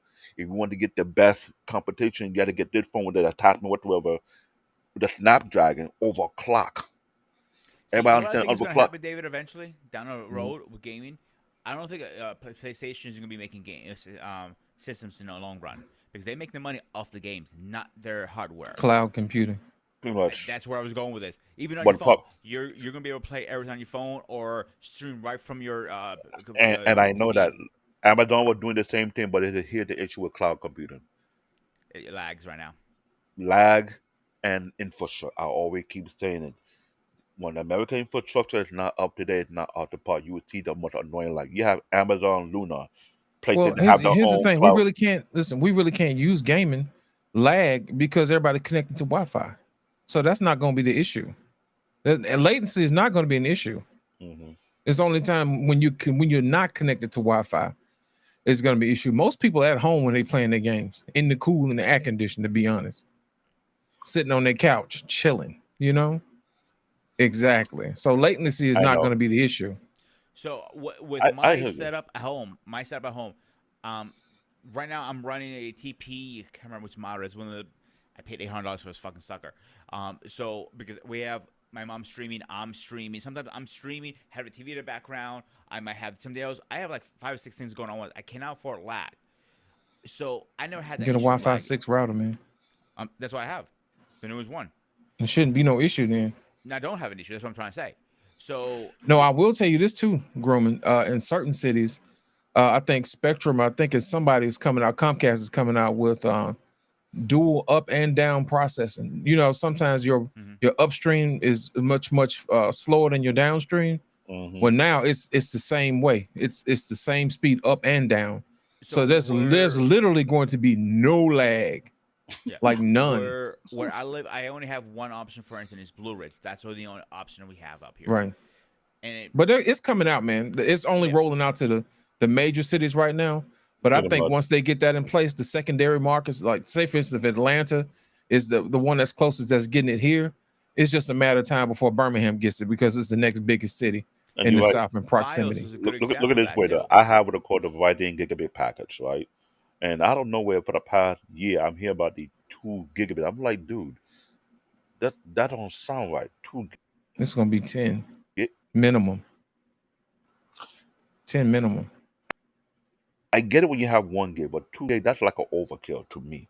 And I want some of the best high Not end really once you routers think about it. like No, no, it's Asus. not. Not really once you think about it. Think about it, David. Most of these smartphones are coming with 8 gigs of RAM minimum. You know what I'm saying? That's just one phone. Then you got your computer, which usually runs about 16. Then you got somebody else's phone. Your TV usually running about a gig or two of RAM. Most of your RAM, the reason why it's like that is to buffer the latency. Well, guess what? If you don't have any latency because you're up and down as fast, it's going to be a whole lot faster. So as far as getting connected is concerned, you ain't gonna have that problem much sooner. You know that bandwidth that Grumman is talking about, he having problems with. All that's gonna go away pretty soon. These people already know that most people spend most of their time online, and they need to beef it up if they want to, compete. Like real I'll talk. give you an example of loss with my area. Wi-Fi. I'm not Wi-Fi. Fios now for how many years now? We still haven't have it in our area. We're not gonna get it because Blue Ridge controls the market around here. I can argue a monopoly with this, but who am I? I'm just a small chef from a small town who does a little small YouTube channel. That's who I am. They're not gonna listen to this ugly Greek guy. But again, that's what it is for now. But now, if I move to a different state or a different town, let's say Allentown or Philly, I will have Fios up there. Right. But here's the thing about Fios though. That's fiber optics. Now with this new system through Spectrum or Comcast or whatever, they're using the same exact coax cable that's already coming to your house. There's no need to rewire your neighborhood. They're using the exact same cable. They just decided to let you use the other half of your system. They're giving you what you pay for the other half. You've been paying for the whole thing. They just been giving you half of your cake. You know what I'm saying? Now it's time for your ice cream too. That's what it is. That's it. In other words, they've been pimping you the whole entire time. I'm like, exactly, man. Give me all my bandwidth. Give me my up and my down. You know what I'm saying? I lost to the tape. 40 in the front, 20 in the front, and 40 in the back. That's right. What hurts me right now? I hear this because I pay all this money. I'm not getting my shit. So, Blue Ridge, fuck you if you're watching. This is an argument I had for years. Oh my God! About you're not the only one, because I'm sure everybody watching them for the tape. So you were being pimped the whole time. Yeah, you were being pretty pimped. much. Dude, you know how many people I talk to in not my community only, in the neighborhood from Mount Pocono, Stroud, Botanics, and so on. They tell me we hate Blue Ridge, but nobody can do anything about it because they lock their contract really well. They cannot get out of it. That's not from New York. New York locked the contract, so other outside competition cannot come in. Any major city have that thing going on. When you work with tech and telecommunication companies, you have to notice there's a communication war all across the country, whereby Verizon trying to control their turf, Comcast trying to control their like a fucking turf, game here, dude. Cablevision trying to control their turf. Then you have other companies want to come into the market like, no. This is our territory. You cannot come in. You want to come in, you got to pay before you come out. So fine, that's good. Within our territory, we don't come in. They go to, nah, you block me. You know why they do that, don't you? You know why they do that, don't you? Why? Yeah, I get it. So you don't have to lower your prices because you got competition. So if everybody agrees to a specific region, then there is no competition. Except satellite internet now. Satellite ain't even on the same level, bro. No. That's what was my next That's question. like dial up now. Because what do you it'll do in a pinch for email. You know what I'm saying? But as far as gaming, you thought you had some lag. You be dead, and then the next week they'll be like, "Good game, brother." That's how bad it is. So fuck me then, right? No, man. You need a calendar to know when to play your game with your buddies. You know what I'm saying? Right so now, let me ask this question now really fast. T-Mobile and Verizon has come this little new internet package. You bring a little box out home, a router, and you have the good signal. It's like a phone. They say it's the next best thing right now. Opinions. I will tell you this. T-Mobile is a lot faster than your home internet service. This is what I want you to do. When you get an opportunity, I want you to turn off your Wi-Fi on your phone, run a speed test and see what it says. Then turn it back on, turn off your LTE and just connect through Wi-Fi, and you'll see that your T-Mobile service is like 3 times faster than your home internet. I don't have T-Mobile. I'm just saying. I did that test. I did that test several times. If I wanted to load up a YouTube video, listen, If I was in a pinch and I needed to load up a YouTube video quick, I would probably do it faster through my phone than my home internet. I agree with you 100% because when I had T-Mobile recently, Yeah. internet was 10 times faster, and now internet lags a lot. I'm like, till I get out of this contract, I'm stuck with them, kind of thing. You know what I'm saying? You know why? Because the phone system is a different system. They use a duplex system. They fast up and down. Mhm. It's not just it's just not the down on your home, because most everybody uses download. They're consuming. Most people rarely upload. They save that bandwidth for other people and other stuff to free up the spectrum. You see what I'm saying? And not only that, So that's the reason why your download is faster than your upload on your home service. not But when only it that, comes to your phone service, there has to be no lag because you're communicating duplex going back and forth. You see what I'm saying? You got asymmetrical and you got symmetrical. T-Mobile is symmetrical. Your home is asymmetrical. Yeah, my phone doesn't do that often. It's like once in a blue, but but it let's still not does it. It's forget- annoying, even that little time. T-Mobile merged with small singular, slash Sprint. That ain't got nothing to do with it. It's the way the system is set up that way. No, I understand, because remember, T-Mobile had their own system, Sprint had their own system. When they combined both, they're using both of the resources and they expanded more. No. It's the same equipment. And let me tell you something. It's all owned by Bell South. They just cut it up and split it up. Remember they had to break up Bell South? Oh, I remember Bell South. Yeah, remember. All that stuff is that's the same company, man. They just put a different stick on the label of the box, bro.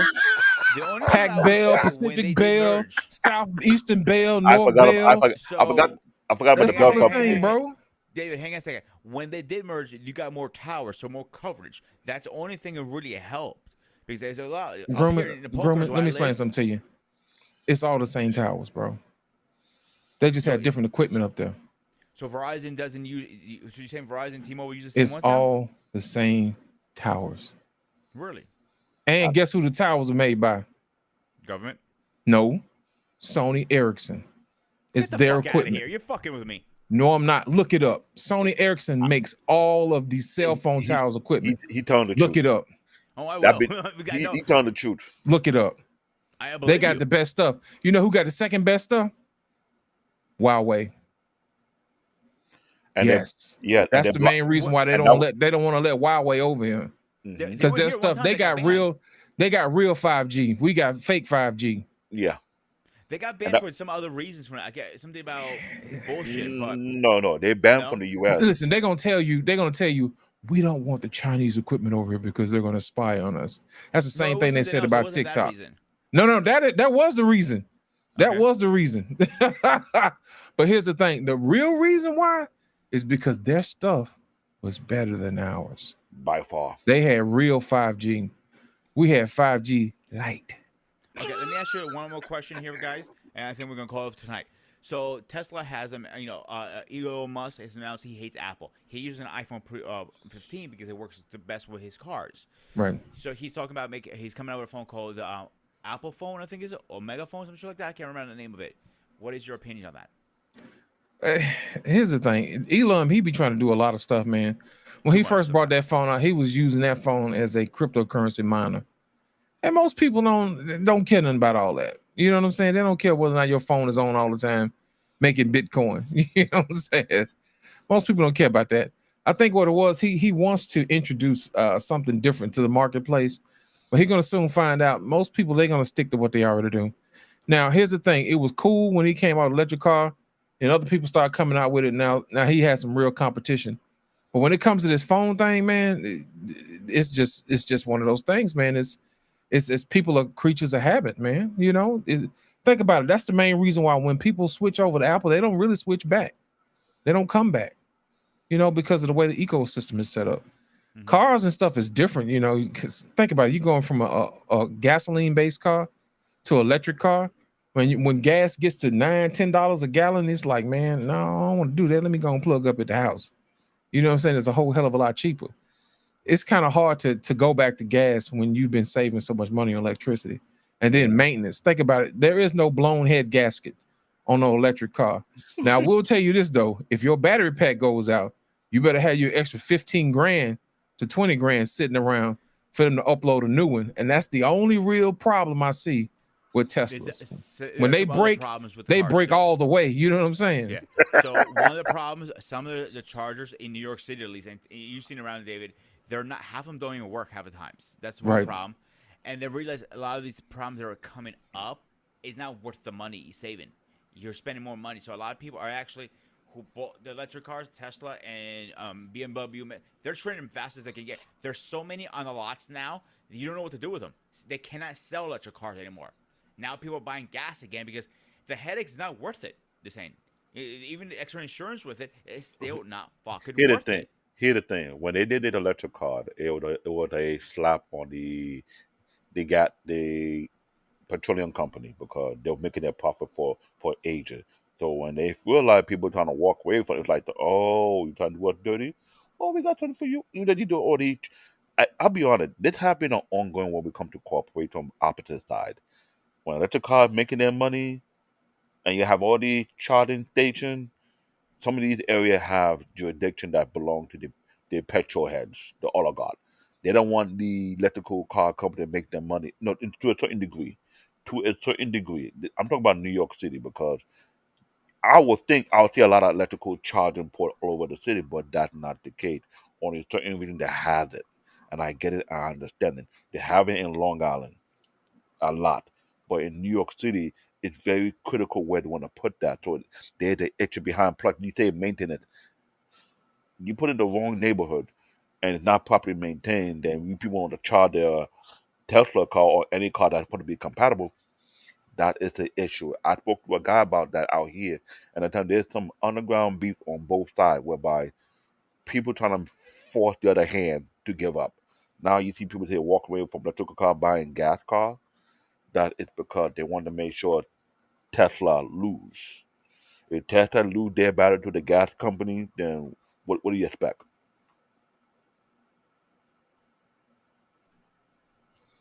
Hello? Hang I'm on, just, be, I'm just go as being fast as I can. honest. Yeah. I'm No, not saying you're it's 100% not the right. I'm case not disagreeing one bit because you're saying. I've been observing it for a while. I've been scratching my head. I'm like, okay, yeah, Tesla, yeah, a Tesla No, think car about it, room dude. in This Brooklyn. think logical. Forget we don't know this information. Now the gas companies are taking a hit. They're going to blackmail them right and left. Common sense. I'm gonna So let let's y'all get know a back to secret, man. This ain't got nothing to do with that. you don't Well, think so? the problem is this: we have more electric companies now after Elon Musk. Okay, the real reason why they want us to go to electric so we don't have dependency on foreign oil. Now that our petrodollar is on the ropes, you see what I'm saying? Now that the Arabs are saying, hey, we're gonna come over here, we're gonna deal in the Chinese yuan and trade in those currencies versus US dollars. And the US knows it's coming.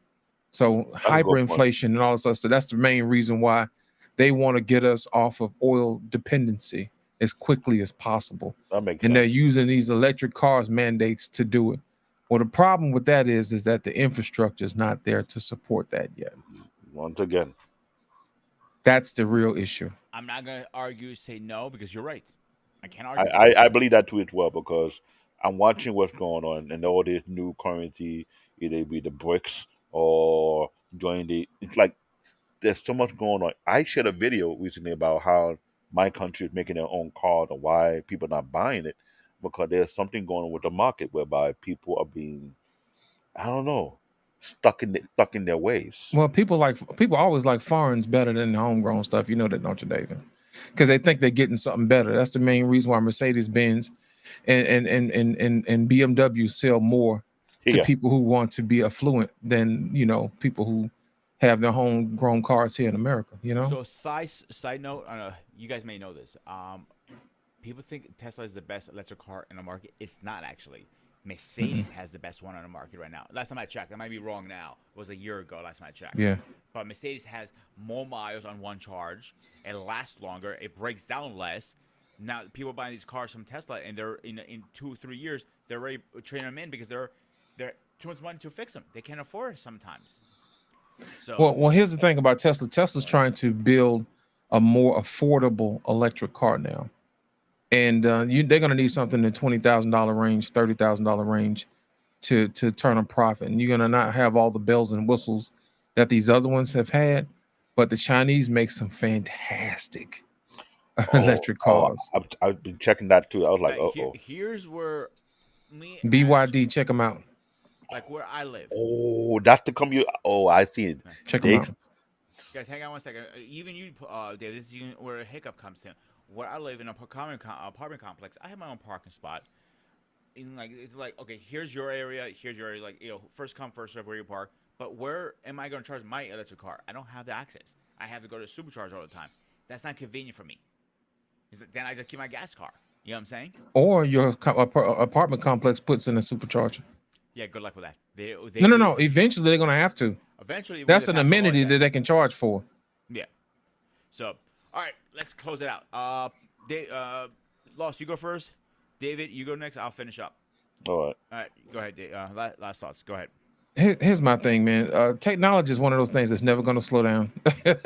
It's always going to continue to do what it do. My thing is just make sure you stay on top of it and don't get left behind. Always stay up to date on the different changes, and also make sure that you don't always upgrade your tech to the latest and greatest because you really don't need to do. That's a waste of money.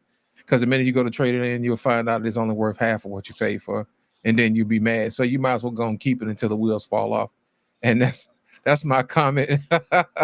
Those are my final thoughts, man. Just stay on top of it, man, and keep your ears to the ground because things are always changing from the laws to the current technology and what's possible. So right now, I think we're at a bubble as far as technology can speed up at a particular point because technology doubles every 2 years.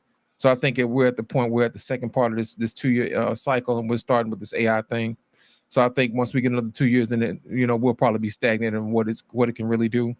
But outside of that, that's about it, man. Just stay on top of your business and keep an eye on technology as much as you can, so you don't get left behind. I had to piggyback from Loyalty's totally correct. I also have to say this. Look up some of the credible tech YouTuber who can keep you up to date with the technology because a lot is being changed. Like you said, the government making some certain rules and policy that affect a certain channel of technology. And what thing are coming right now is it's amazing. Went from having a flip phone to a smartphone. Now you have folding phones. You're having laptop that can do all type of things and then some. You're having TV that almost end up becoming a PC. There's so much being change that being made because my concern is the young generation. How will they adapt with?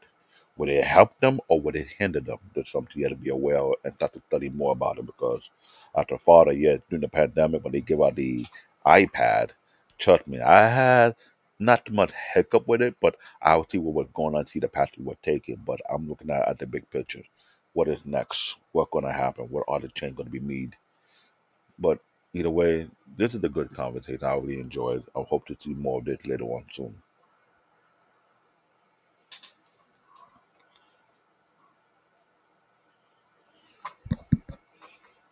You're on mute.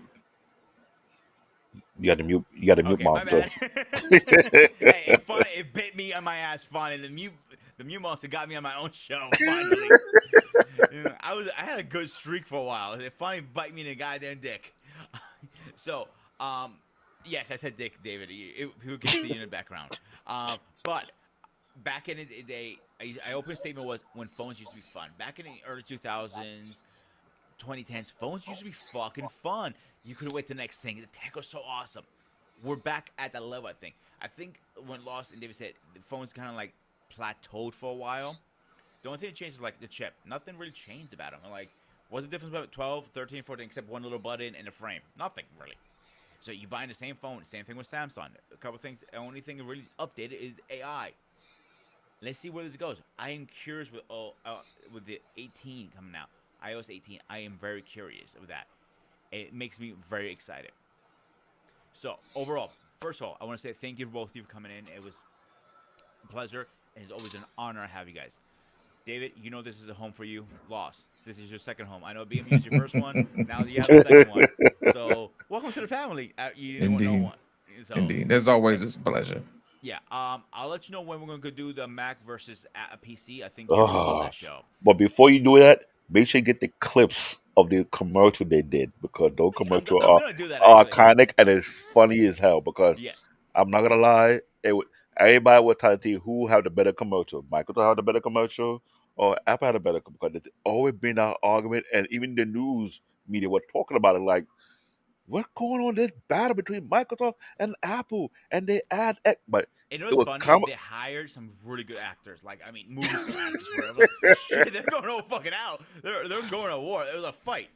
Fight. So, except that next week on Saturday we're definitely doing Family Matters versus Fresh Prince of Bel Air. So I am actually looking forward. oh, Th- Family Matter. Yeah. But I don't like that matchup. Why not? I want to hear your why. Let me hear a little preview. Why? Two iconic family shows. It kind of like I don't know. But two different generations in that. You have to remember that. You correct. You correct. Two generations. It just I don't know which one had the more impact. Which was more legit. Or which one I don't feel like if they. I don't know. We'll That talk was- about it next week. yeah. Don't spill the beans. Only thing I'm not gonna put it. Only thing I'm gonna say, I think Smith had more impact with his rating in that show. That's what I'm gonna leave it to. So, except that, guys, I'll see you guys tomorrow at 9:30 at this channel, NBMU for the gray area. We're talking, we Q&A. You guys will be welcome to come in, and we're talking about my favorite movie of all time because I get my balls broken on a daily basis for it. My Fat Greek Wedding. Oh So Lord. we're talking about part 1. I might bring in part 2 and part 3, but they're really not as good. Part 1 is the classic, in my opinion. It's a classic movie now. Except that we have Lost in Translation, we got Black David, and of course you got Green Reviews, aka Ghost of Spar. As always, this is Sparta! Stay safe, and I'll see you guys next time.